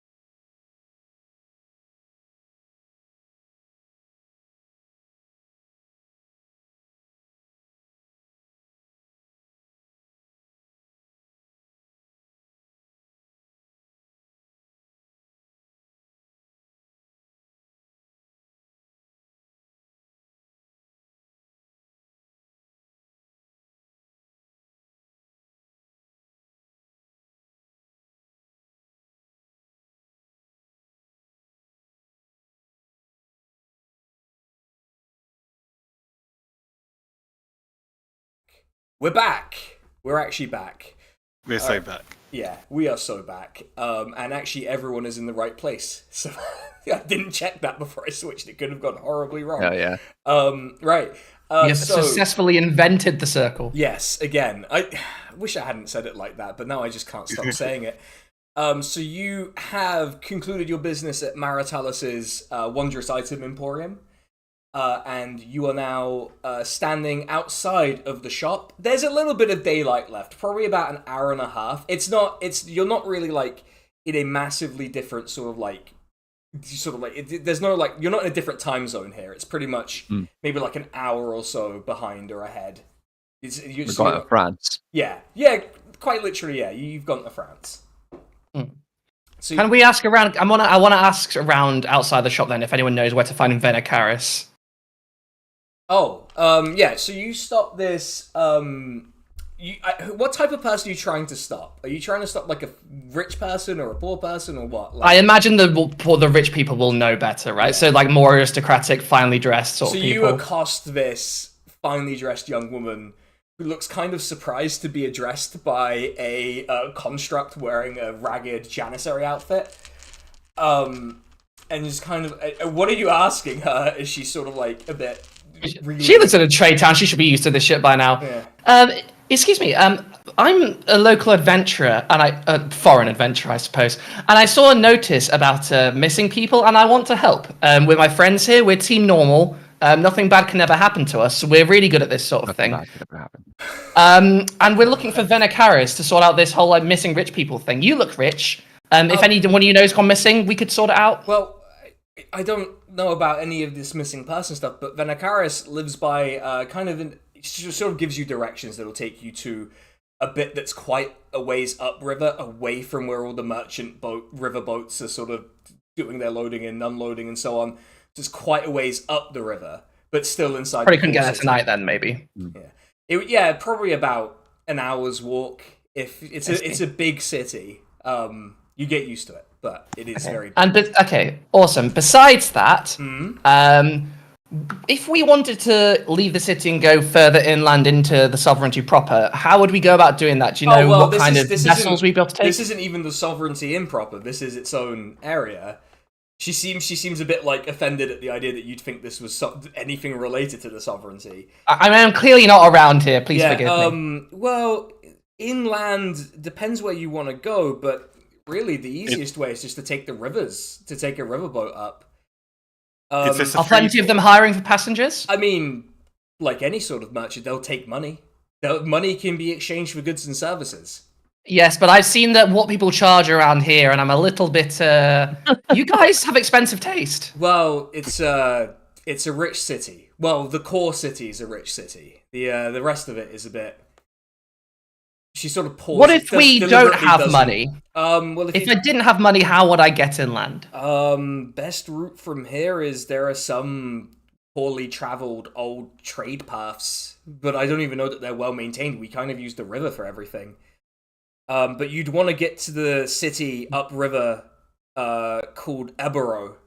You'd want to get there, and then it depends which bit of the sovereignty you want to really get to. But if you want to go to like the border, the edge of Arasamia, you'd want to go up so the river's called the Vinai, so you'd want to go up the White Vinai to go up towards the border region, but it's challenging around there. Let's say it's a pretty, I don't want to say uncivilized, but it's a wild land, kind of challenging. The people there are much more kind of looks at Angrif a little bit. They're much less polite than your friend, who's clearly from inland. We'll be fine. Nothing bad can ever happen. But if you wanted to go towards the sort of built-up city-ish areas where more of the sovereignty trade posts and stuff are, you'd want to go up the Red Vinai, which, yeah. But best bet is to get to Ebero, and then maybe the city's cheaper, more to your particular tastes, and then you can figure it out from there. Hey, thank you for your help. What's your name, by the way? She's always asking every character's name. Oh no. It's Velitia. Oh, Valitia. Valitia. It's a good name. As we're leaving, I give her like a copper coin as if it's a tip.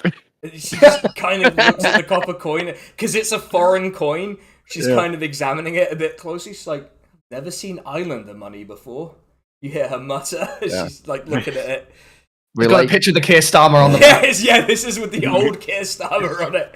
And she's just like, what a hideous man. Looks like a ham. We listen to a lot of reggae on the islands.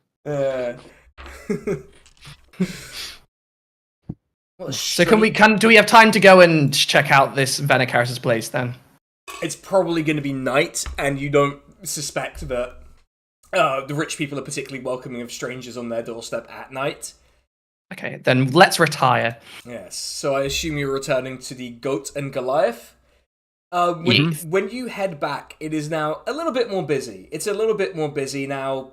You suspect that any adventurers who got like the early days sort of work or just had long-term contract work have come back. And so it is now a bit more busy. There is food on. There is, of course, the classic perpetual soup. You know it, you love it. It's the perpetual soup. Is it different soup. In this region? What are the variations on the perpetual soup? It's a bit more of an onion-heavy soup than you would expect. Bit more red oniony, wine. Bit of red wine, bit of leek. Sacre bleu. Yeah. But you do notice the menu here is a bit more well stocked than you're used to on the island. You can get yourself some chowder. And no, I'm not saying it properly. Chowder. There's plenty of salads available. There is a pork stew alongside the perpetual soup. And they do a continental breakfast in the morning. They do not. You can get like a big fucking plate of grilled sausages here as well. Just do all sorts of good stuff. It is a rich city. It's not a perpetual chowder, right? Because I don't think that'd be good with seafood. No.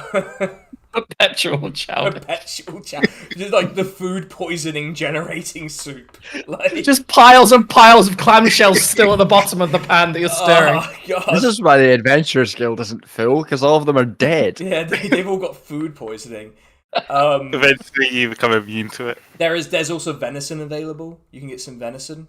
Oh, nice. With a bit of rice with the venison. Bit of a weird one. You can have a bit of rice with the venison. Nice.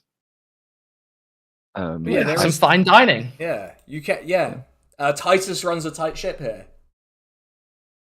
Walk right up to him and just thank him for sending us to whatever his name was, Martinez. Forgot your boyfriend. I was distracted by the Maritalis is his name. Yeah. Is your friend who you sent us to? Is he single? He is. He said so. Yeah, yeah. He said he was single. He very much signaled that he was single there. Mm-hmm. Yeah. Do you do these sort of setup things on purpose, or is it just... I have no idea what you're talking about. I'm going to be honest. Okay. I just sent you to the person who seemed the most interesting that I could remember. Hey, you weren't wrong. Was he topless? Oh, you bet. Yeah. Learn better than to blacksmith topless, but yeah. Guess he's not into safety. He was baking, which again, not great. Not the best thing to do topless, but just really opening yourself up to burns. He's not a safety conscious person, which Well, back on the island, it's all about health and safety. Nothing like that here. Yeah, elfin safety. Yeah, I'm all about that. Yeah. The Keir Starmer very into the health and safety department on the right. Can I get you anything or pints and drink, eat food? And we probably want rooms as well, right? Oh yeah. Yeah. Yes. So the same pint as before. Yeah. That was good. Yeah, the book and shadow. So you can. So it's 4 silver for all of you. And as for food, what are you thinking food wise?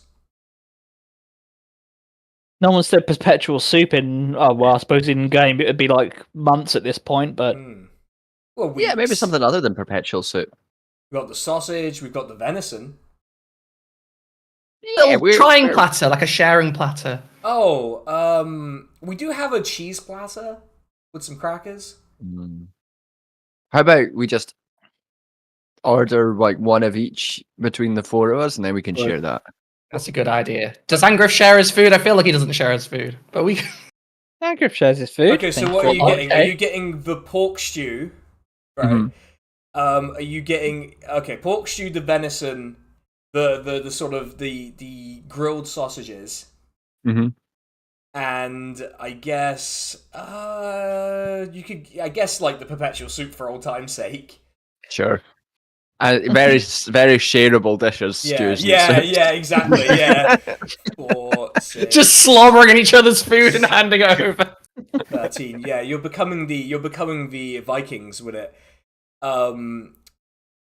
20 plus 4, 24 silver. So that's 2 gold and 4 silver. Oh my god. And night stay here is 7 silver, but you get your own room, and it's a very nice room. Okay. 7 silver each. 7 silver each, yes. And 2 gold and 4 silver each? No, 2 gold and 4 silver for all of your food. Okay. So if you want me to do the total, I can. Just take it off my haul. Yeah, we'll work it out. 4 gold and 1 silver. Yeah. 4 gold and 1 I'll silver is what you want. This is on me, guys. Okay. You park it at a table with your pints, and the food gets brought out, and they kind of leave it in the middle with the impression that you're going to share these unshareable foods. The sausage is probably the only thing you can realistically share. But they come out with smaller bowls for the soups and such. So Not with that attitude, you know? You gotta... Yeah, so you can distribute the soups. 4 straws. Yeah. Oh no! And they do come out with smaller bowls and plates because they know you're going to share it. So you can do that. Yeah, we're gonna do Lady in the Tramp shit with this soup. Yeah. Yeah. So what is the party talking about while you're sitting, eating, drinking? I'll tell you what, Angrif, this vengeance quest of yours is like a nice, relaxing time. Soothes the soul. Yeah. How's it feel to be back on the continent? Is it weird? In a way. Because all of your family died here. Yeah, bittersweet at best, really. Mhm. God I damn. get that. Everyone I knew died on the other islands. Many don't such really- cases. Yeah. Yeah. I I'm not helped holding on to it though. I helped fight the army. That not my finest hour. But I was playing instruments, to be fair. I didn't do that much. Yeah, you were somehow playing a violin in a marching band. I don't know what you were doing. I can't account for my prince's choices. All I know is that I was the only one that wasn't a warrior construct. It's more of a commentary on his incompetence than anything to do with me. But I was there physically on the battlefield. Yeah. God, that must be a head trip for your existence to be a commentary on someone else's incompetence. Yeah, I only exist ironically. Oh no. I do try not to think about it, but sometimes I do think about it. Like the time I was in the bag, and sometimes when I look at that knife, I think Yeah. about it. Hey, what's happening with the knife? What's going on with this? What's happening? I mean, I took it from the boat because it was calling to me. It seems quite powerful as a weapon. I'm very happy to have it. It does make me want to die inside, but at the same time, it makes me want to live in a way. But What is it with art and being completely enthralled by any inanimate object that ever speaks to her? Yeah, why? We should probably deal with this, eh? it talks to me, but not in a way that's easy to understand. I do have an overwhelming sense of dread when I hold it, but also like it's not actively threatening. I just feel like there's something wrong. It's like you're talking to a tutor. There's She puts out lot of small islands around the island you live on where these people come from. she puts it on the table and hands it to her and goes like, "You try and hold it. Do you feel anything?" I go and try and hold it. Okay, Art, you feel nothing. You look at it. Roll an investigation check on it. Actually, if you want to My have a bit of investigation a is pretty closer good. look. Oh, my investigation is good, but I did roll a 2, so that's 7. Yeah, the only thing you really notice is that there's this sort of like light in the soul gem. You know it's a soul gem. That is just like it's almost like trying to get out of the gem. Almost, it looks like it goes back, taps, and it's going towards Right. Barb. So I get the impression that there is a soul in there that wants to go and talk to Barb. Or something of that nature. Yeah, that's kind of the thing you're getting. Okay. I mean, I feel nothing. Generally, but in this moment too. Yeah, You see what I mean, though? It is fascinating. As much as it fills me with dread, I do kind of want to figure it out. I don't care, but I do think it's bad. As your friend, yeah. you are someone who gets stabbed in the torso over a magical crown, so you should understand this. Right, yeah, but that was yeah, there's a reason you two are friends. But okay, but accepting the possibility that a crown might have affected me, which I will not admit, if that did happen, surely you should see that and be like, nah, let's not have this happen to me. I mean, it hasn't said anything weird. I hate it when people end up codependent. It does make you want to die inside. Yeah, but not in like a threatening way. I don't know what that means. A bit like there's something missing. I mean, we'll figure it out. It's a powerful knife in any case. So, I mean, as long as we're on a revenge quest, I feel like it's a good thing to have around. As long as you're not going to kill yourself. Or any of us, I guess. No, I wouldn't even know how. To kill us? No, to kill me. Oh, okay, right. I mean, I don't think about killing you guys either. I mean, I like having you around. Yeah. I don't want to do that. Good. Okay, this is sorted. We don't have to talk about this again. It's fine. Nothing bad can happen. Everyone's doing great. We're in this weird situation where the most normal and stable person is Elfin now. We're in this just by nature of being quiet. Yeah, just quietly existing in the world, not picking up strange daggers and not. Yeah, reading this red book, really interesting red book. Yeah. At this point, your Art's new boyfriend just does arrive. Maritalis walks in, and he didn't even get to describe that he was wearing a shirt. He actually put on a very, very basic shirt and arrived. Is it a V-neck though? Is it open? It is an open shirt. Yeah. It's just Philly like, it's us from earlier, remember? he gives you a wave and walks up to the bar, and he's having a little conversation with Titus. And they share a joke between each other, and he ends up with... let's see, what kind of drink do we think Maritalis would get? Let's see. What is Maritalis drinking? Something that spills down him so that he just has to take his top off. He gets himself... Yeah, he gets himself a very, very... he gets himself a solid gallon of Pilsner. And comes back over. He's got this big jug and the pint glass. He just sits down. And is like, "Hey everyone." Yo. Pouring himself a drink. So did you find? I think you were looking for that rich guy with the missing people, weren't you? Yeah, it's fine. Yeah. We got directions. Yeah, we're not gone yet because apparently rich people don't like it when you turn up on their doorstep in the dark. And armed. No. Well, some of you are armed. Wow. Yeah. Yeah. Well, you know. Yeah. I mean, I don't think they'd see us armed. They probably wouldn't even see our weapons before they chucked us out. Let's be honest. To be fair, I could probably break in. Yeah, you probably didn't see. Actually, yeah, you probably didn't see Art sitting there. Art's here. He's at the table. No, I saw Art. It's fine. Oh yeah, I'm Art. No. Oh God, did you not introduce yourself? No. None I'm of us Bob. did. Forgot to introduce yourself to the hot guy. God damn. Yeah. This is Elfin reading this red book in the corner. Oh, Yeah. looks really interesting. Yeah, you can learn some things apparently from that. So, I guess I didn't ask. Why are you all on the continent? Don't really see many islanders come out for adventuring. No reason. Here it's more interesting out that way. No reason? Just travel. Oh, Yeah. I guess no reason. An awful long way to go for no reason, but yeah.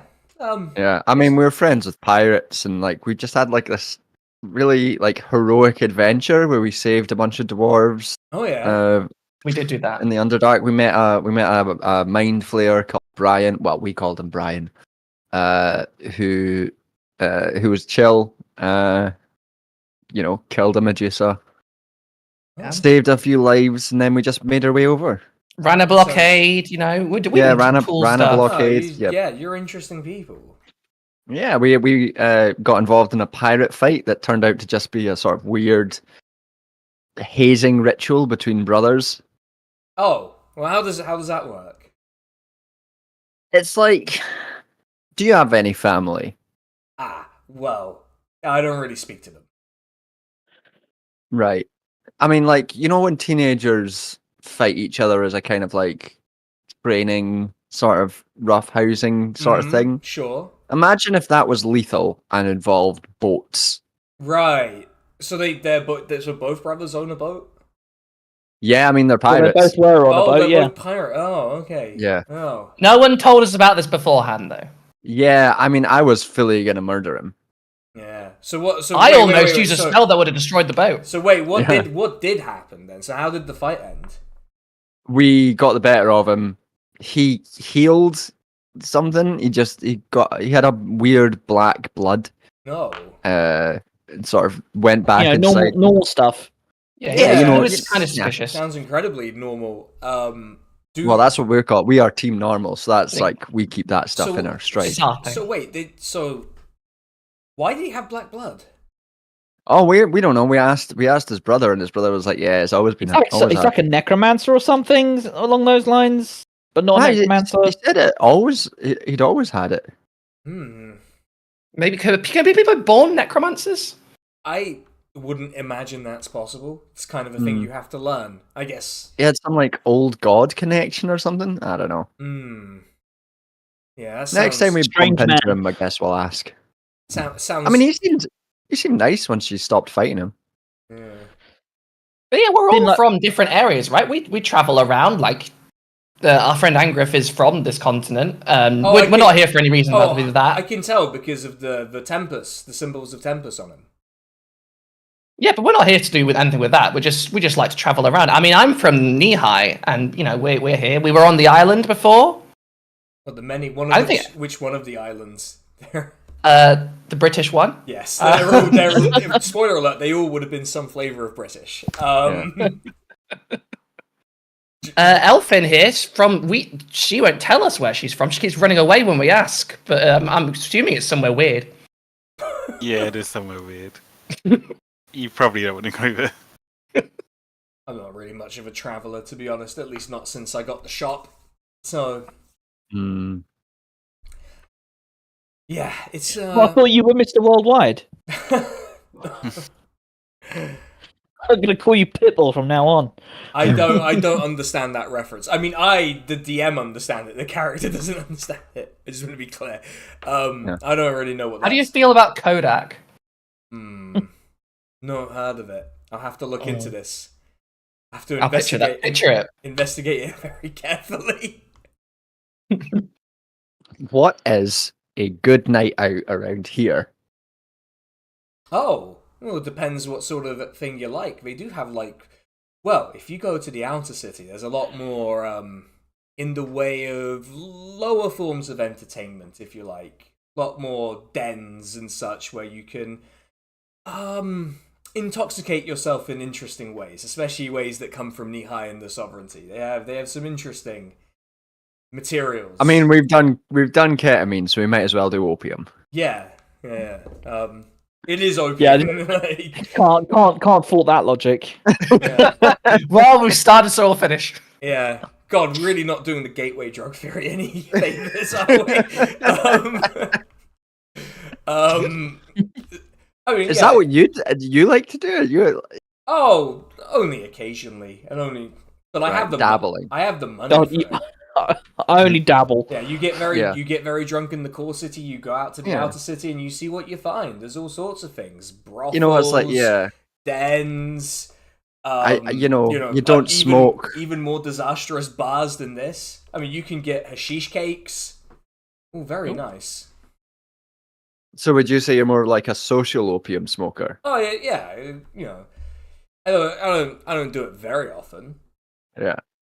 Just if you're drunk or in the smoking area, there's like a cute Yeah, exactly. Yeah, person. person. Yes. trying to get that information. I was just looking between them. She's trying to work out if she should be interrupting this. Or Yeah, like... just trying to figure out subtly. Yeah, person, sure. I mean, we've got what 3 days for you to sort out our weapons before we can. Oh, I guess that's the thing. We would have been unarmed to go to the guy's house. I don't have any weapons on me. Well, I've got- weapons. You I've can got borrow a my. You can borrow this, and she puts the dagger on the table again. Yeah, here. Have you ever seen anything like this? He sort of takes it in his hands and sort of immediately starts having a look at it. Let's see what he gets on his investigation. Okay. So looks at it and goes, main thing I get from this is a knee-high construct. Soul gem's a weird thing though. Don't really see that very often. Best bet is this is used in some sort of process to extract the soul, I would guess. Certainly seems that kind of thing. Do we think? Now, Barb, stop me if you think this is too personal. Do you think that maybe you have a soul that was extracted from a body with a knife like this and then implanted into this metal construct of yours? Not to offer you any existential dread on this midweek. I don't evening. remember anything before being this. Yeah, but now that I've said it, I'm pretty much convinced that's exactly what's happened. Well, I mean, I do always wonder why I was a musician and a cook, and everyone else just especially while I was cooking for this prince, and everyone else was a battle robot. Yeah, and we do know you have a soul because of that ketamine.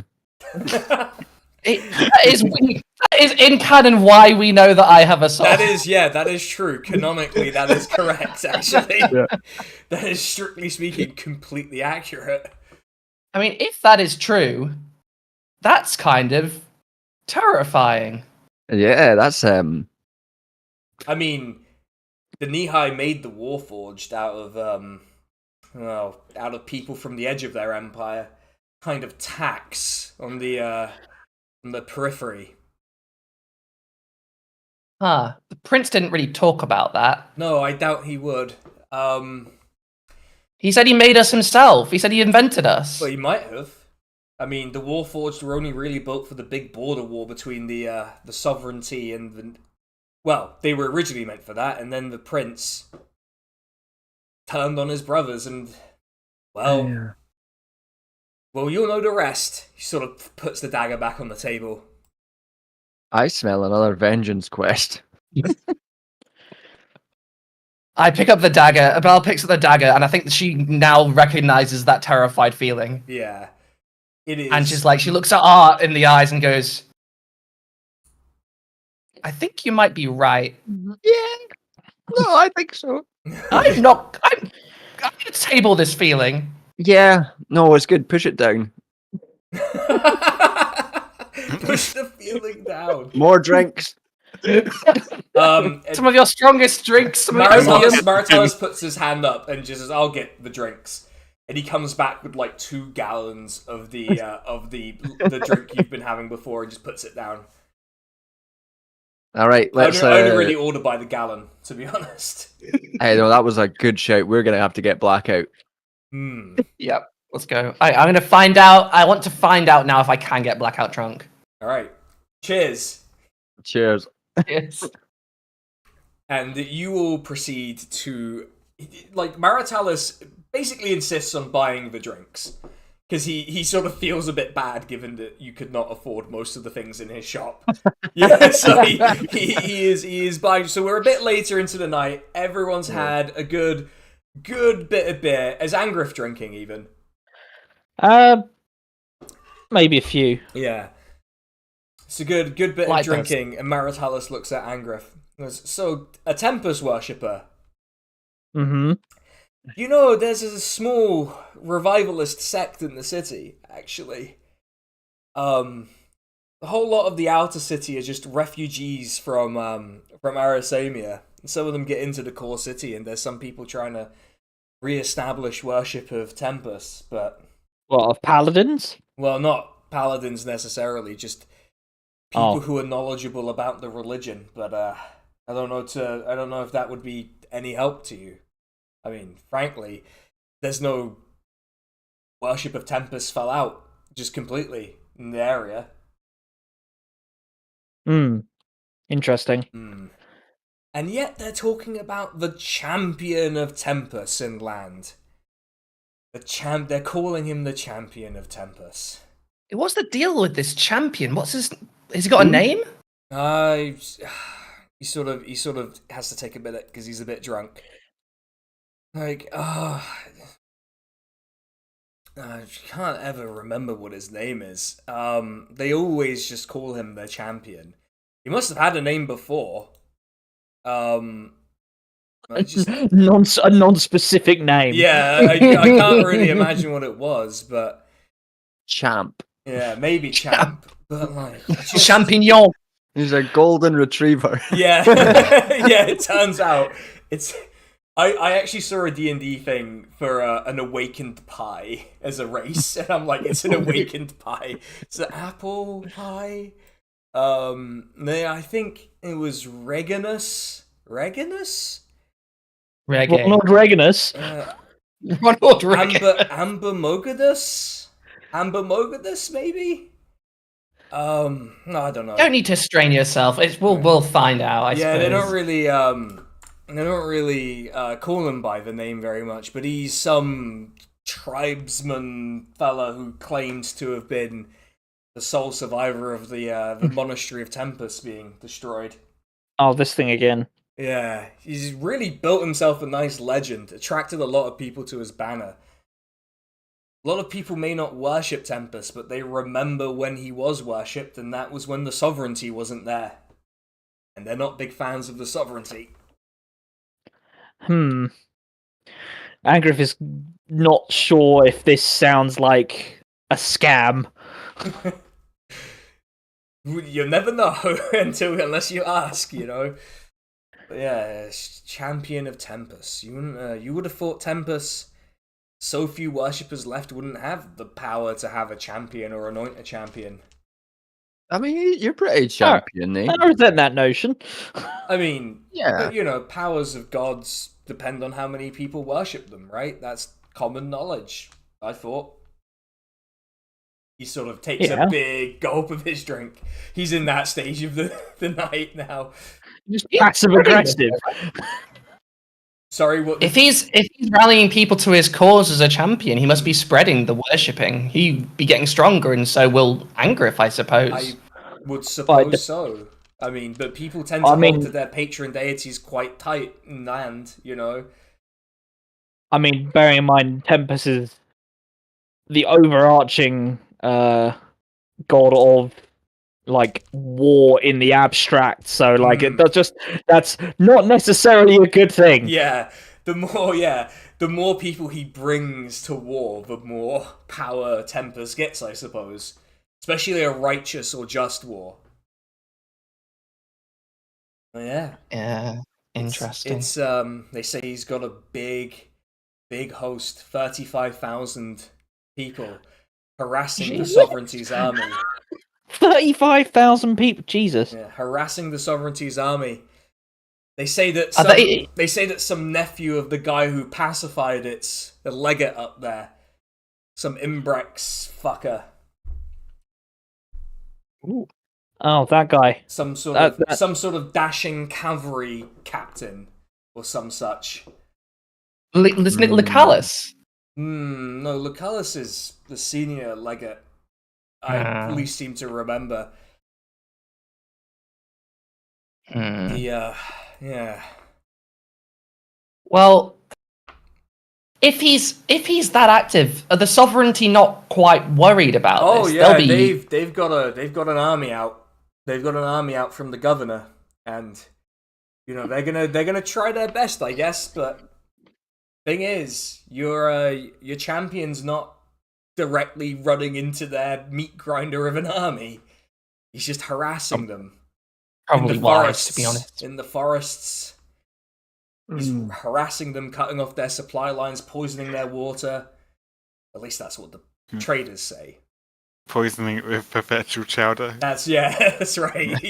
He cooked them a perpetual chowder and gave them food poisoning. Hence perpetual chowder as well. Yeah.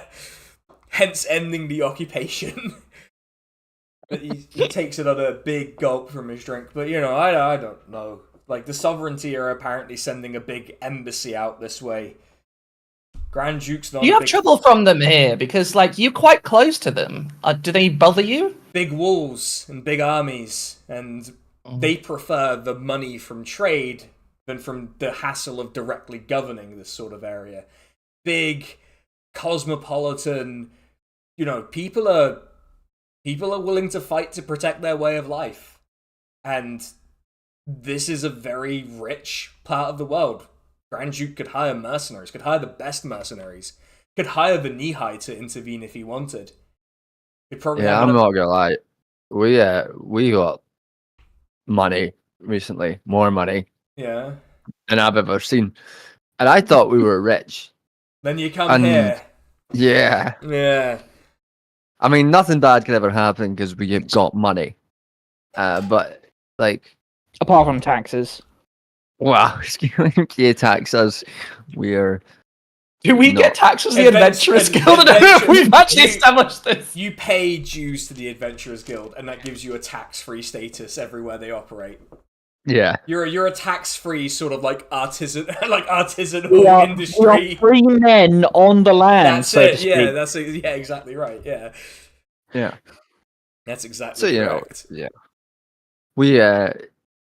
I thought we were rich. Yeah.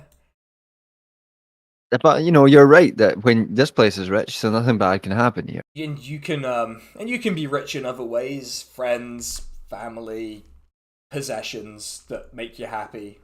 That's the sort of shit that someone who's had money their whole life says. Well, not me necessarily, but I guess my dad was tribal chief inland. Yeah. Person of wealth. He was actually a citizen of the sovereignty. Weirdly, he was an allied chief, and I went to their schools and I learned their language, and I just thought, fuck this, I love a bit of colonialism. Yeah, the whole. You got the training, and and it's like they build their empire on slaves and all of these horrible things, and I thought that's just not okay, and I left. You're so right. Wow, hot take. Oh God, you're so right. In this and world, that's really important in this to world, say. yeah. And I just thought, fuck my dad. I saw the slave and I thought, this sucks. Yeah. To be fair, one of the pillars of Team Normal. I was in a room with one of their rich senator folks, and he was talking about how there were too many slaves taking jobs while there were slaves painting his house. And I thought, fuck that guy. So I stabbed him in the throat and ran away. Oh. We're quite similar people, I think. Yeah. I've stabbed someone in the throat. Oh wait, no, we're not supposed to say that. Who did you stab in the throat? Who was it? No one important. No one important. We're not wanted. No. You'd be a lot cooler if you were. It was a Gears armor. Oh my god. I can't believe you told him. Guess he fucked it. Oh no. The moment he said you'd be far cooler, of course. Of course. You're like, oh, you mean one of them? I think you have them on the islands. They're like the border police guys. The ones who hate foreigners. Like the boss of a city. Yeah. Yeah. Yeah, there's a specific he was mean city. to Barb. Yeah. He was mean to Barb and Oh, well, you can't have that. You have to be nice to said Barb. that her music was shit, so I stabbed him in the throat. Oh. And I stuffed his body in a toilet. He's really loving this. It's like, He got away scot-free. Should we get another jug, another couple gallons of? Gets another couple gallons of drink and just puts it on the table. I hope they're Barb okay. So Yeah. so I don't know if I can. yeah, but I don't know if Barb can get drunk, but Barb is just sort of enjoying the act of drinking, I guess. Yeah. So what about the I don't know how it works, right? Because I'm immune to poison. I don't know if that and counts. alcohol, I guess I would categorize as a poison. Yeah. So I think you're just enjoying the atmosphere of the night. It's kind of like I got non-alcoholic beer today to write with, and I'm like, yeah, it's kind of like that. That's kind of what you're getting. You're getting the sensation. Placebo effect. Yeah. Yeah. It was actually surprisingly good non-alcoholic beer. I was kind of pleasantly surprised. Yeah. He goes points at Elfin. So what's the story with her? Like, is reading the book. What you don't see many half elves really out here, and so I was just curious. Don't Misty step away. Oh, Someone would prepare like silence or I've got counterspell. Counterspell, yeah, that's it. yeah. I was just curious. I don't see many. Most of the elves here, they keep to themselves in the forest, and they send their persons who advise the Grand Duke, and that's about it.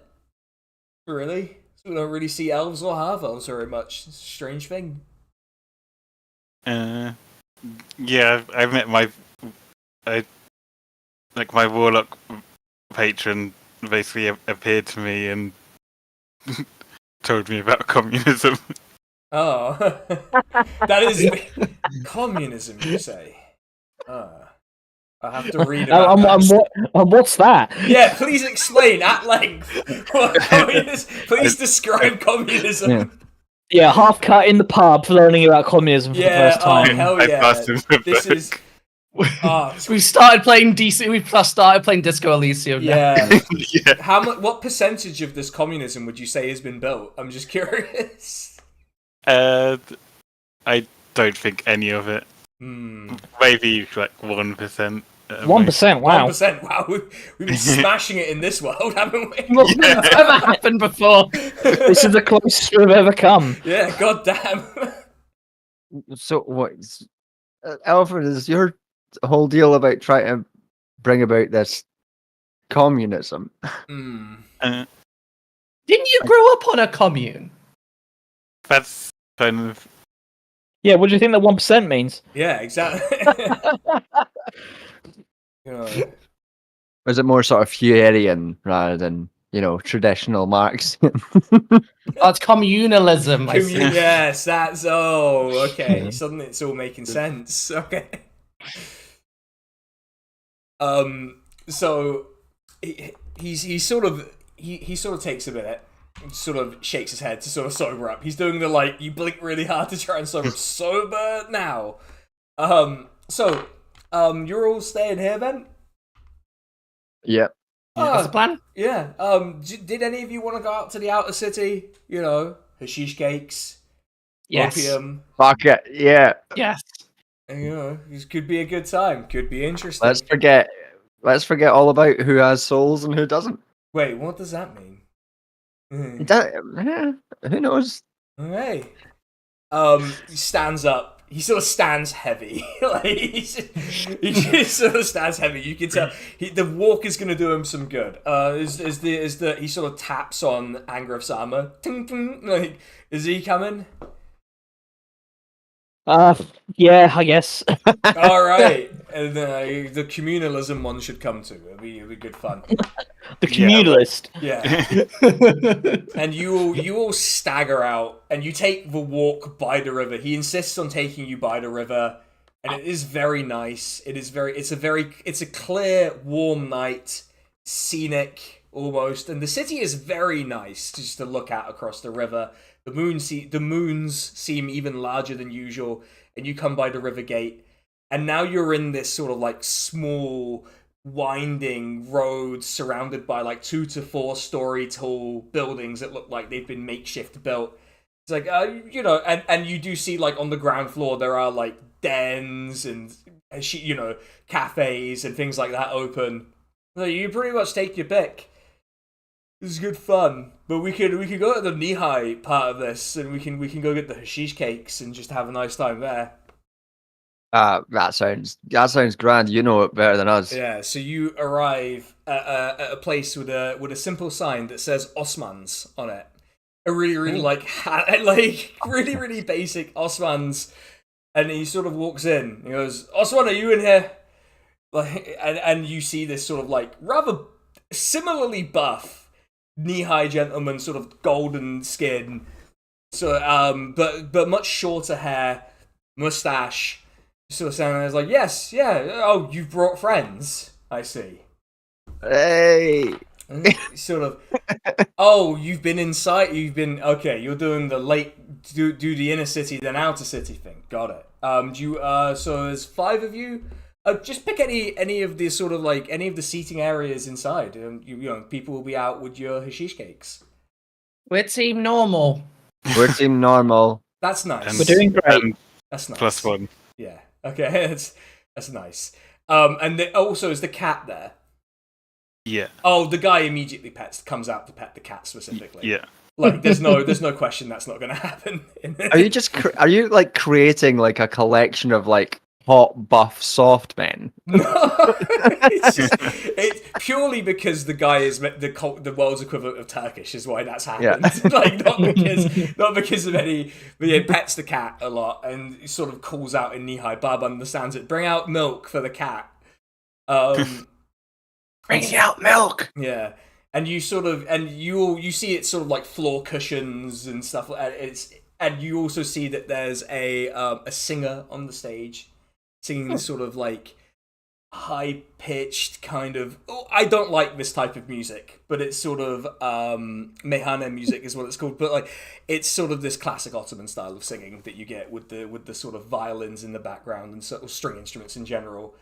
Singing, but it's not intrusive upon your conversation, and you sit and the cat sort of gets its own pillow, and you all sit around this sort of low table where the hashish cakes are presented to you.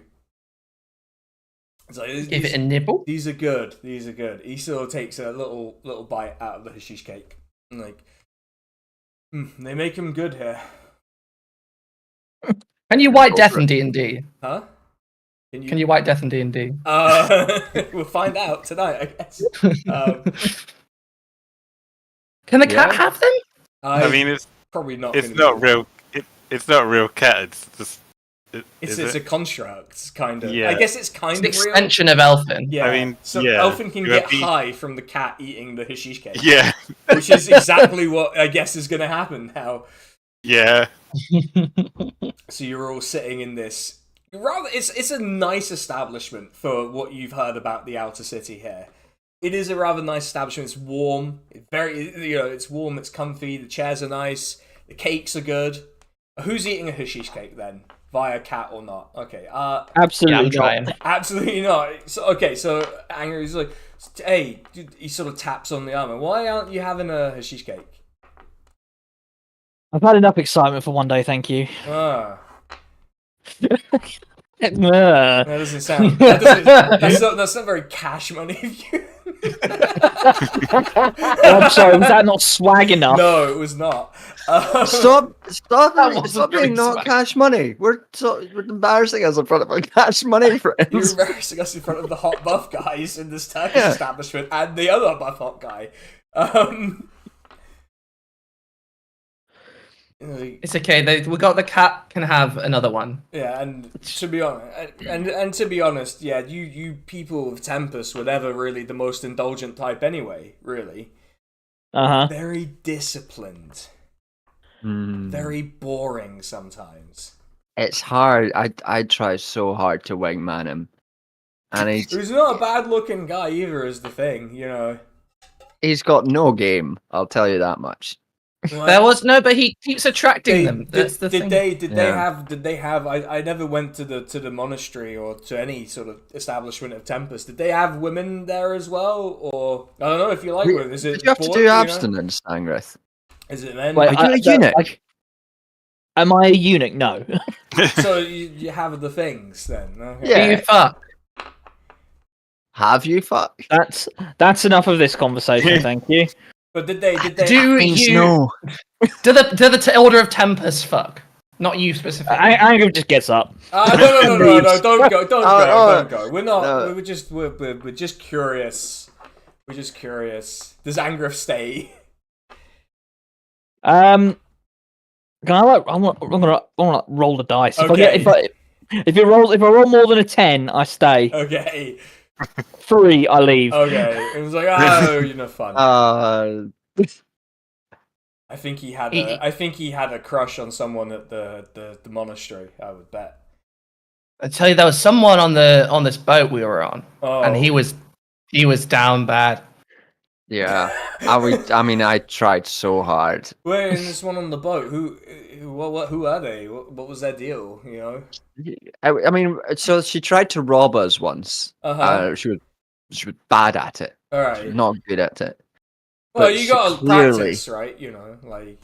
Yeah, I mean, she didn't seem to not have like a good crew. It was a bunch of lizard men who were just seemed kind of chill and didn't really want to do much in the way of robbing. So wait, why was she on the boat then? Oh God, what happened? Like, we met Mug, the captain of the boat, and like saved his life and like killed someone and all that. And I think they just sort of met up in that same area, same sort of event. We like killed some necromancer, and then I'm just very clear. It's like when you just see two people and sparks fly. Like, yeah, absolutely, yeah. He'd never admit it, but it's very clear. Oh, I see. Angrif, while this conversation's happening, you've managed to get back to the inn, if that's where you're going, with no trouble. Yep. Yeah. You're in your room. You're in your own room. You're safe. It's all good. You're safe. Yeah, you don't have to hear. So he's good looking and she's good looking. So like, what's the problem? Like, It just seems like he maybe has a massive vengeance-filled rod stuck up his arse sometimes. Oh. Some people are into that, you know. Yeah. I've heard, yeah. But it just seems like a waste of time to just if both people are attracted to each other, just see where it goes. You're so right. Yeah. You're so right. Did we leave Elfin? Elfin's just hanging out here with this like the highest anyone has ever been, probably. Yeah. Just like staring at the wall. She had two. She had two. So, and the cat is also staring. Yeah, the cat is just staring at the wall, dilated pupils, like hearing sort of ambient. Yeah. Barbara's gonna gonna pick them up, like put over his shoulder, and is gonna bring them back to the inn and leave Art alone with our new friend. See you in the morning for the perpetual chowder. Okay. Oh, she says. The perpetual chowder, is that what they're calling it these days? All right. That's what they call it in New England. Hey! All right. So Maritalis and Art left together in the den, the hashish den, which is such a. He sort of looks at Art and he's like, so, they if you don't want to stay at the inn, I got a pretty big. I got like a pretty big place. I bet you do. Comfy place, you can rest easier there, like just... if you're offering. Yeah, it's a shorter walk, and you can see a bit more of the city, check out the architecture, and I almost said DM though. I almost said architecture there. And I was like so glad I didn't say it, but I felt like I had to call attention to it later because it would have been an incredible Freudian slip for the character to make. It's like I can get the hashish cakes and everything. Yeah. See this sexy art. Yeah, exactly. I think we could just hard cut to the next day then. Yeah. We pan to the fireplace in the hashish den, and we wake up the next day. Yeah.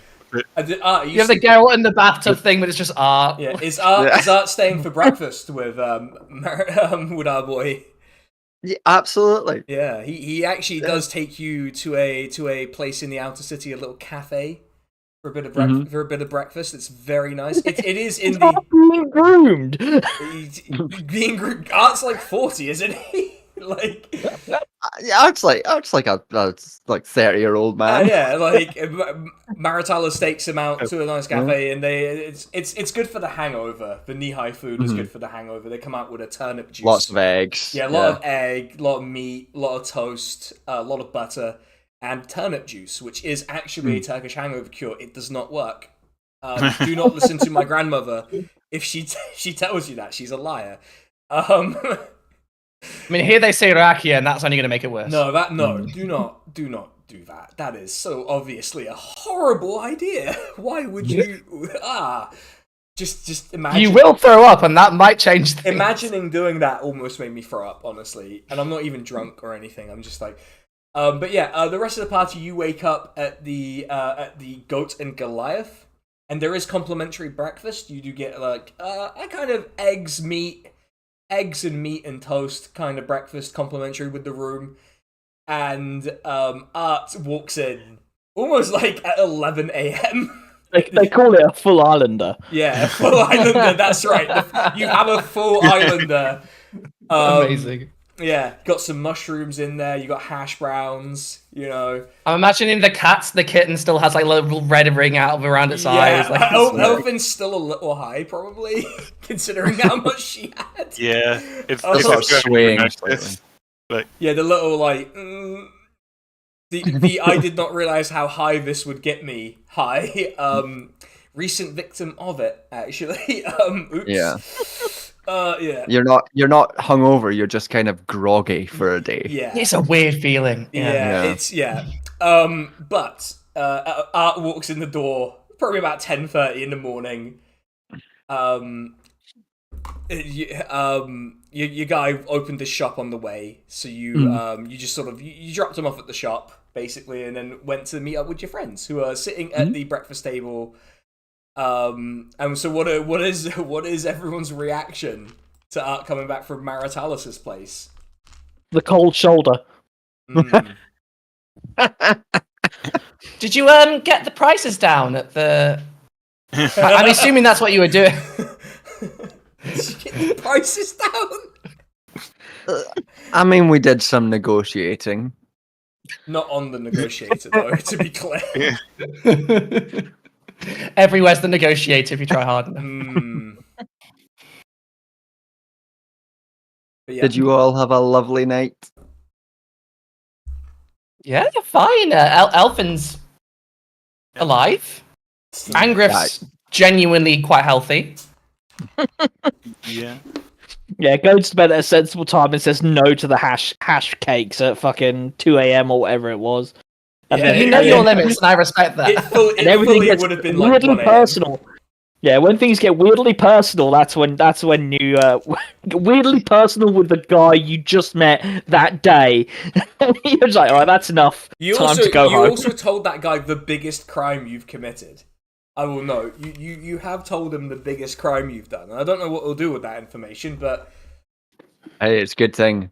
yeah. I should learn that philosophy in real life. I did recently tell someone from Ukraine that I met the first time, like everything about myself Oh no. in a bar. So yeah, I need to learn from Angrif. Just go home.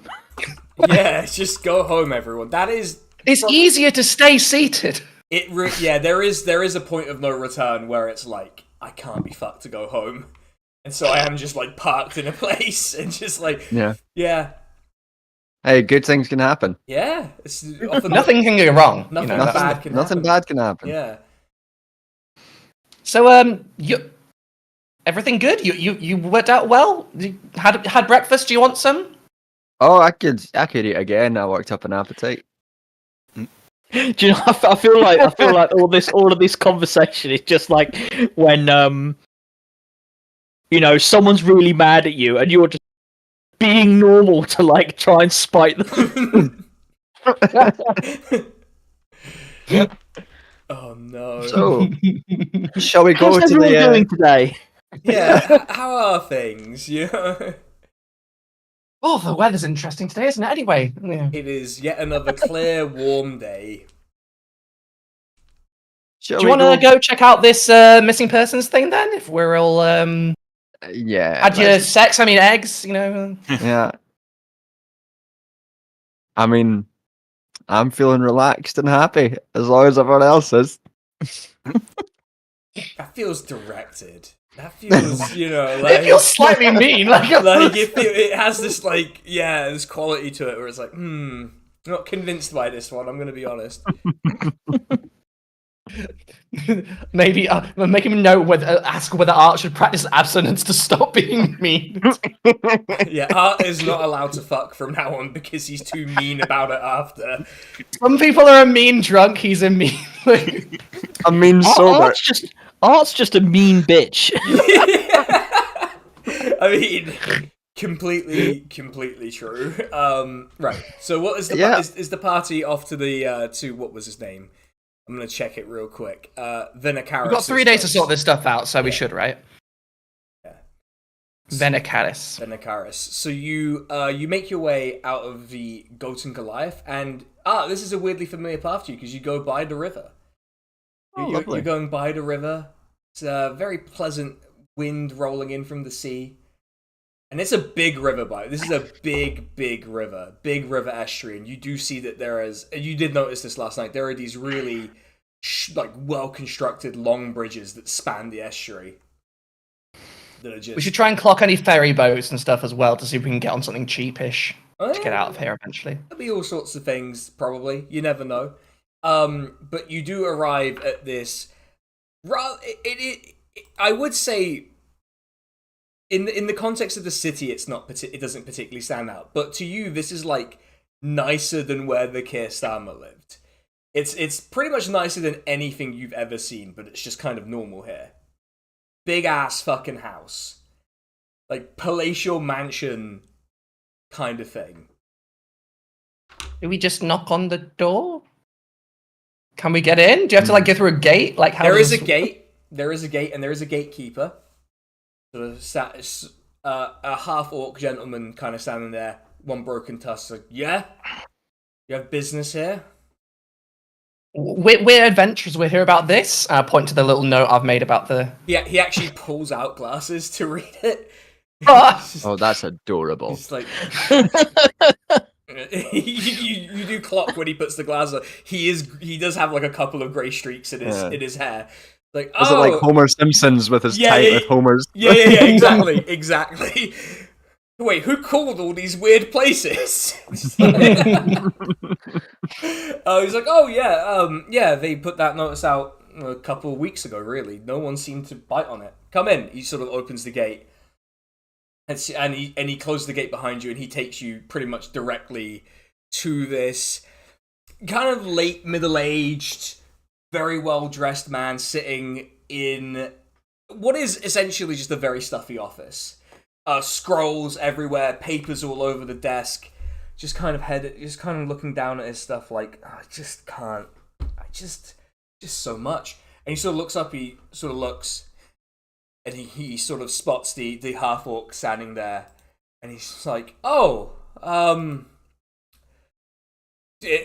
Valdas, what are you doing here? He's like, people here are about the about that notice you put in. Puts it on top of this pile of papers. He's like, oh, right. You can leave us. And he just sort of trudges away. And you're left in the room with this extremely well-dressed office clerk, essentially.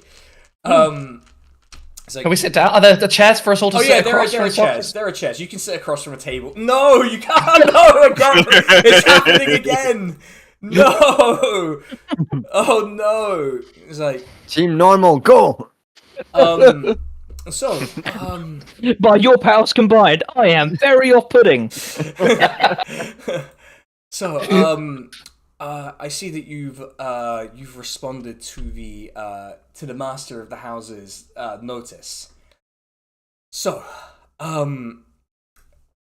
look, the thing is that his son went missing recently, and this has been kind of a recurring issue among some of the sort of gestures, the people who own places like this.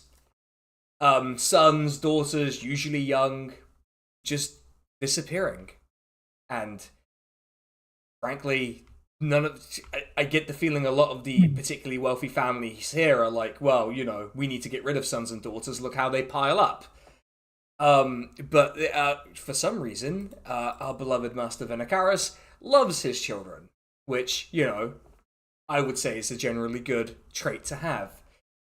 So we don't really have much in the way of leads, except that this is happening. Generally speaking, they're disappearing at night, and generally speaking, it's when they're out and about in this sort of by the river, either on this side or the other side. Otherwise, we don't really know what's happening. No one's seen them. Look, they just disappear without a trace. It's as if they're just gone from the plane.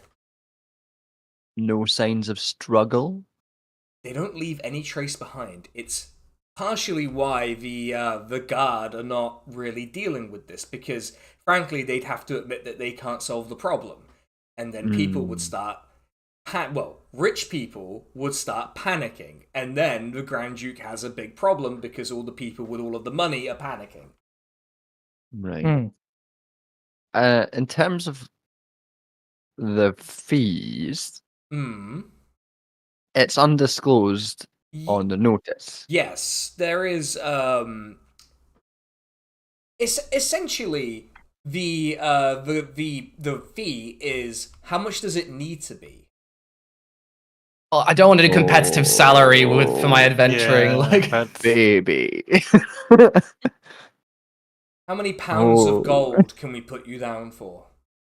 The maximum. I mean, he sort of gestures. You sound like islanders. Well, most of you. I don't think you have anything quite. I don't think you could understand how much that is. So you'll, and plus I'll be out of a job if I give you everything. So we're gonna have to play the game a little bit here. Oh, this is what I got into adventure into to get away from this. Fuck's sake. I suppose that's the thing about freelancing. Yeah.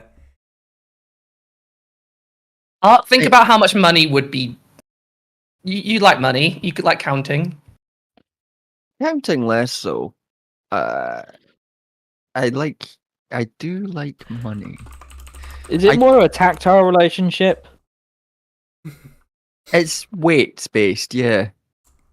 But how much? Because we're probably going to end up coming out of here partially on foot. How much could we all carry each? I mean, I think what's important here, we could sort this out when we solve the crime. That's true. So we could. So if it's basically like, oh, we can get a lot of money here, then we're good for that. But I would say that my master would feel rather uncomfortable with an open-ended arrangement, or at least without an advance. An advance, of course, we'd take an advance. What are you talking about? But again, the question is, how much would it need to be? Oh, at least 100,000 gold advance, right? Done. Each. He just says done to 100,000 gold each. Done. Yeah. You should have asked for more. Well, that's just the advance. That's the advance. Yeah, just the advance. Well, depending on results. Yeah, we can talk about each, please. So he sort of snaps his finger and it just echoes through the entire thing. You get the sense he's a spellcaster, and a rather shy looking elf has come into the room. It's like, yes. It's like, we'll need 100,000 gold Sorry, excuse me. 1, 2, 3, 4. 400,000 gold set aside in the names of Team Team normal. normal. just Team Normal. Okay, then put it all as one big pile, and we can keep it for them. Make the arrangements with the bank. Like, gives him a slight bow and leaves. It's like, and so, I trust you'll be able to get to the bottom of this. I mean, this is the advance. We will need more upon I completion, of understand course. what the word advance means. Well, we don't, so this is why I'm saying.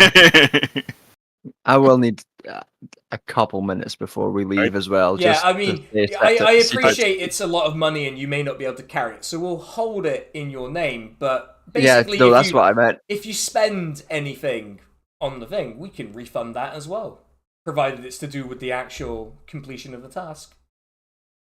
We Of need to course. get the I mean, this is accountant- clearly a small amount of money, which we're very used to. Yeah, Which is- upon yeah. completion.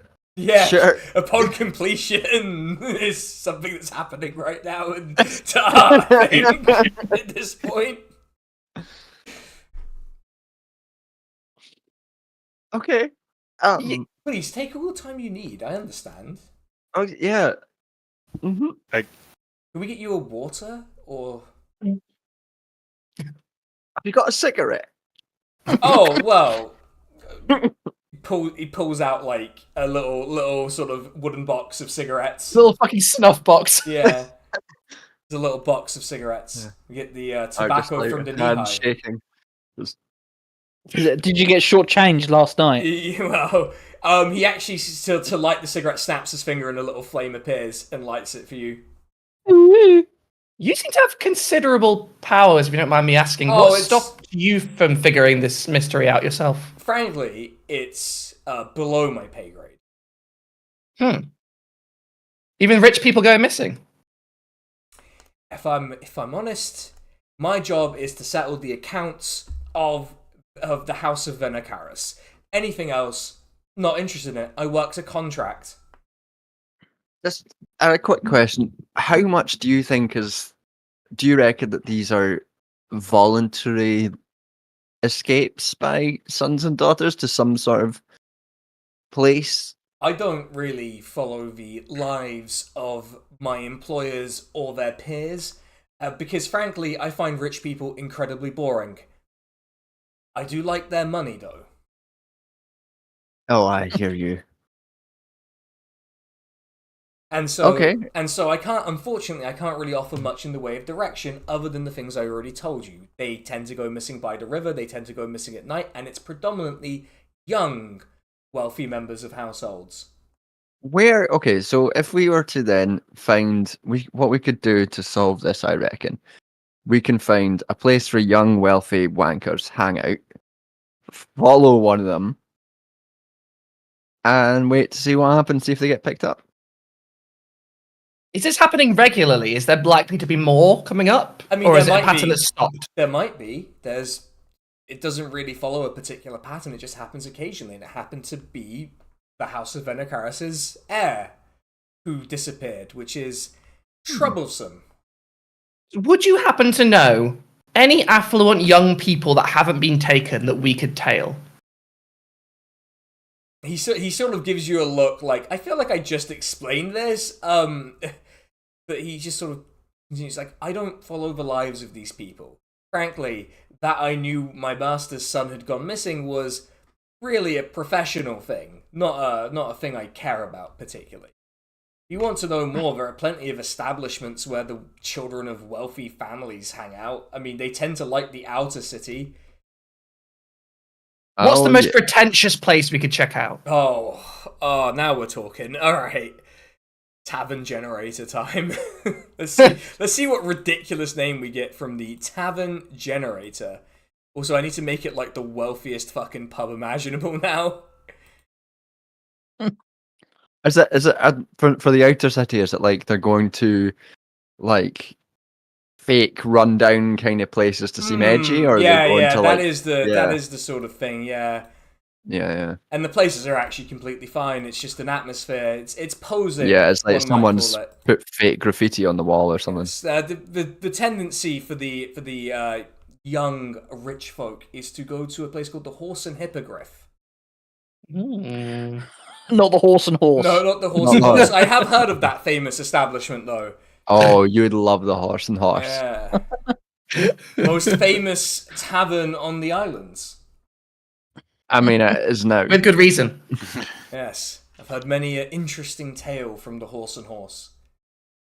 All right. Well, we've got our lead then, and we can check that out. Yes. Thank you for our modest advance, which will be claiming much great surprise from. Yes. Well, I would say the young rich folk tend to go there in the evening, so you will have the day to prepare and investigate. Hi, they call us if the best detectives on the island. If you should happen to die, well, the gold is still in the vault. It's just set aside for you. Don't worry, we won't die. Oh, nothing bad can ever happen. Of course. And if that's everything, you can. I'm already walking backwards slowly out of the room. I still can't quite believe how much we. You just blagged from this guy. Yeah. Like, as soon as we're out the room to the door, Art's collapsing on the ground. And you spot this like butler come over. He's like, "Is he okay?" Define okay. I mean, is he gonna be? I assume Art's like hyperventilating, like. I think if you want to make him feel better, 100,000 gold right now would really help him. If you can just bring it and put it on his person. The butler gives you a really withering look. Like, do I look like I have 100,000 gold?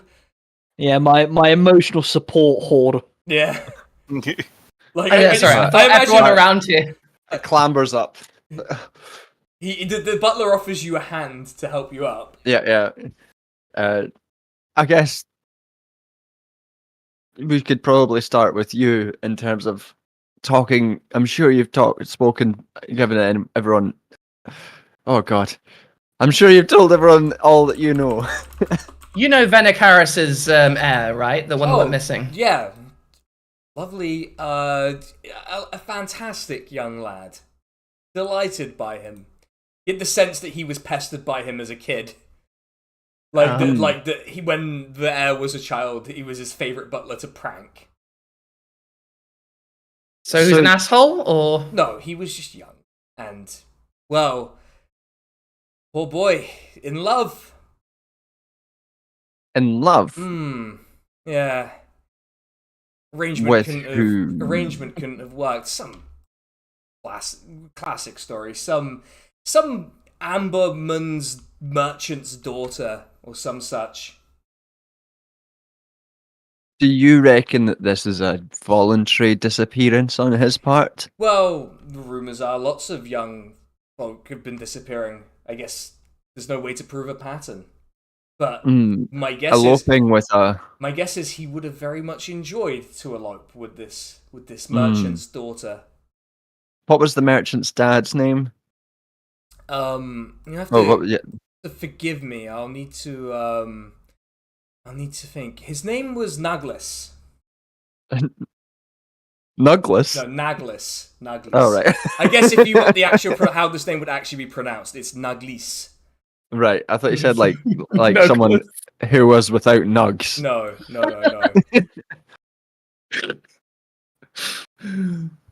I guess that's a place that we can start before nightfall when we check out the. So how many people have gone missing? Oh, upwards of a couple dozen, really. You see, the merchant noble class of the city are rather prolific, given that you can have multiple marriage partners and such, and so they tend to enjoy themselves, I suppose, is the nice way to put it. Part of what I was going to ask, and I think maybe this is too many people, but I don't know your laws, was whether you think they all eloped together. But if there's upwards of a dozen, that'd be... I mean, it would be maximum 2 spouses to a person, so you'd be in like a free, but you can have any gender arrangement or such that you wish. You don't really give a shit. I think there's a maximum number where it becomes more an effort to maintain the polycule. So... A lot of emotions to manage. Yeah, Exactly. Art's in like his Spreadsheet. favorite place in the world right now. Art is just like loving this city. This is Art's dream. Okay. Well, do we want to check out the merchant then, and we can go on to the posh people's place after?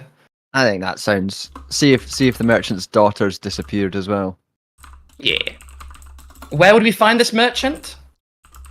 Oh, well, it depends. Do you want to? He does have an estate, kind of. He sort of gestures as if you can see where he's pointing. He's like, apologies, it's a force of habit. Sort of if you go away from the river, the houses get smaller, and that's where the sort of Amberman merchants tend to live. They tend to be less well established in the city, so they don't really get the nice spot by the river or the nicer houses. Okay. Thank you for your help. Pleasure. And what's your name? Just oh no. Just constantly asking everyone's name. He's like, the name is Kataro. Kataro. We're probably never going to see each other again, but I'm happy to have learned your name. Yes. No, well, we'll see him again when we come to collect all of our money. Oh god, that's true. Maybe, yeah. I should probably just make a note of that.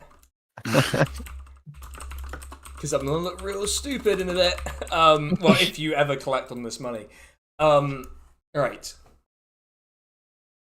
So are you let's go. Kataro guides you out because he realizes no one is here to just sort of usher you out. So he guides you out and you spot your big lad, just lets you out with the just lets you out, and you can see he was like reading a book because he's clearly no one's bothering anyone here, so he's just reading a book with his glasses on. It's like, oh yeah, lets you out, and you're away. Okay. Find the Amberman. Yeah. So you Yeah. follow the general directions that you were given, and you do enter this sort of part of the city with sort of not I don't want to say like small, but smaller sort of mansions, more recently built. Different style too. Sort of different architectural style to them because these people are clearly not from here. But you do arrive at what is called and written in common the House of Naglis. We, I guess, ring the bell. Yeah, another. Yeah, this one is not gated, so you can just knock, and the door is opened by another half orc.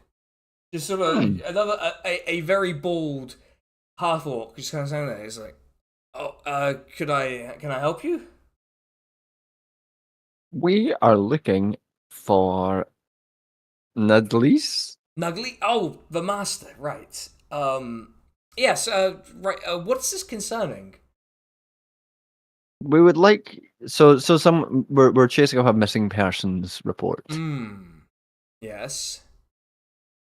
and we have a lead that we think he and his daughter could help us with. Oh, daughter's been missing for a few days. Daughter's been missing as well. Yeah. That is an interesting piece of information. But if you want to speak to him, you can. It's been a bit, just a fair warning, a bit inconsolable since she's been missing. So may not be in the best state. So don't think too harshly of him. He guides you in, and we're very sensitive. yeah, and you do sort of. It's sort of this dining room type deal, but the chair's facing away from the table out the window, and you do hear this like quietly sort of weeping man, sort of clearly deeply upset at the loss or disappearance of his daughter. Hiya! jumps out of the seat. Oh, excuse me. Can I help you?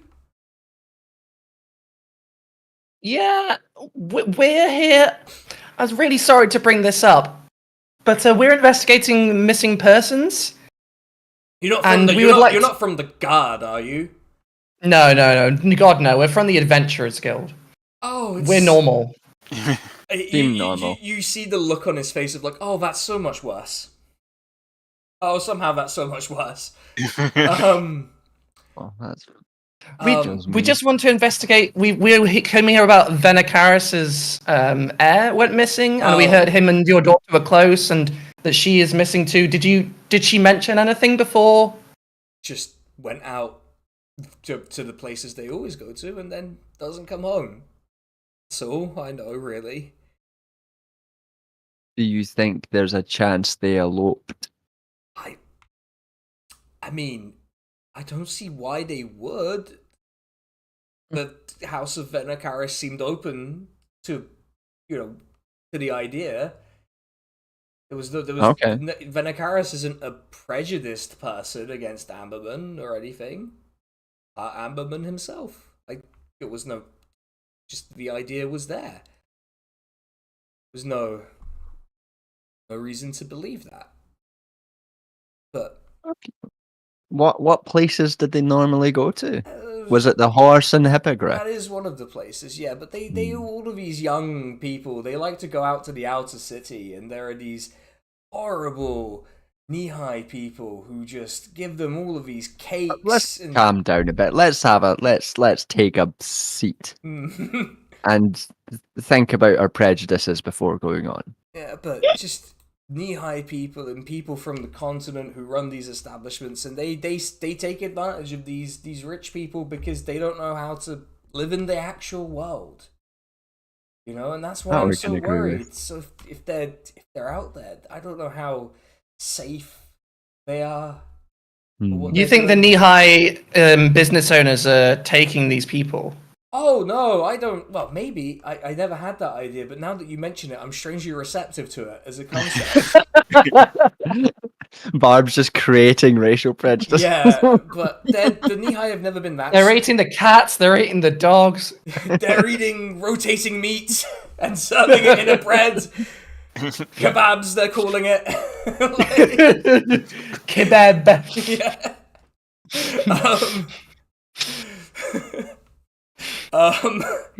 Meat on a stick. Absolutely not. Shashlik, disgusting. Get it out of here. They're calling it doner. They can't pronounce it right, folks. They can't pronounce it. Not good with the words. I like how this guy has become Donald Trump now. In my head, this character is now Donald Trump. It's like no, they Donald Trump would not be sad if any of his children went missing. Yeah, that's true. Yeah, this person's far too human. I mean, some of the knee-high, I'm sure, are good people, but... Uh-oh. But, they do run these establishments that are functionally criminal establishments. I mean, there's no law against it, but it feels criminal. So functionally not criminal. Yeah. But, all sorts of people go there. Sell swords, adventurers, meaning no offense, foreigners. I mean, other types of foreigners. Your children. My children, which, The worst of all. Yeah, Sorry. really, yeah. No, I agree. It is the worst. They shouldn't be there. They should be in the places where they're meant to be. Safe in the inner city. Right. We're going to go to this tavern. Yeah. This guy is really skirting the line here. Are you okay? Do you need help? Having a bad week, really. Well, we'll find your daughter. I hope so, and if you do... And, we are probably going to give her some information about prejudice. And Do return for a reward if you do find her. I'm we sure, will. I don't have the wealth of the House of Venikaris, but... we will. I could certainly make it worth your while. And, not everyone from knee-high is that bad, and I want to prove that to you.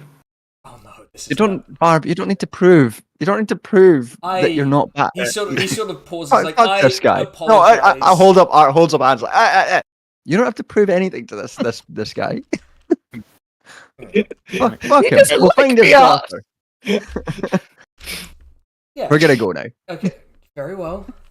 Don't need to do respectability politics. Yeah, doing centrism by reaching out to Elfin's thinking about there's a book this man could read. To reaching out to Naglice the merchant is who Kamala Harris needed to win over, and the fact that she did it is why she lost. I stand by that.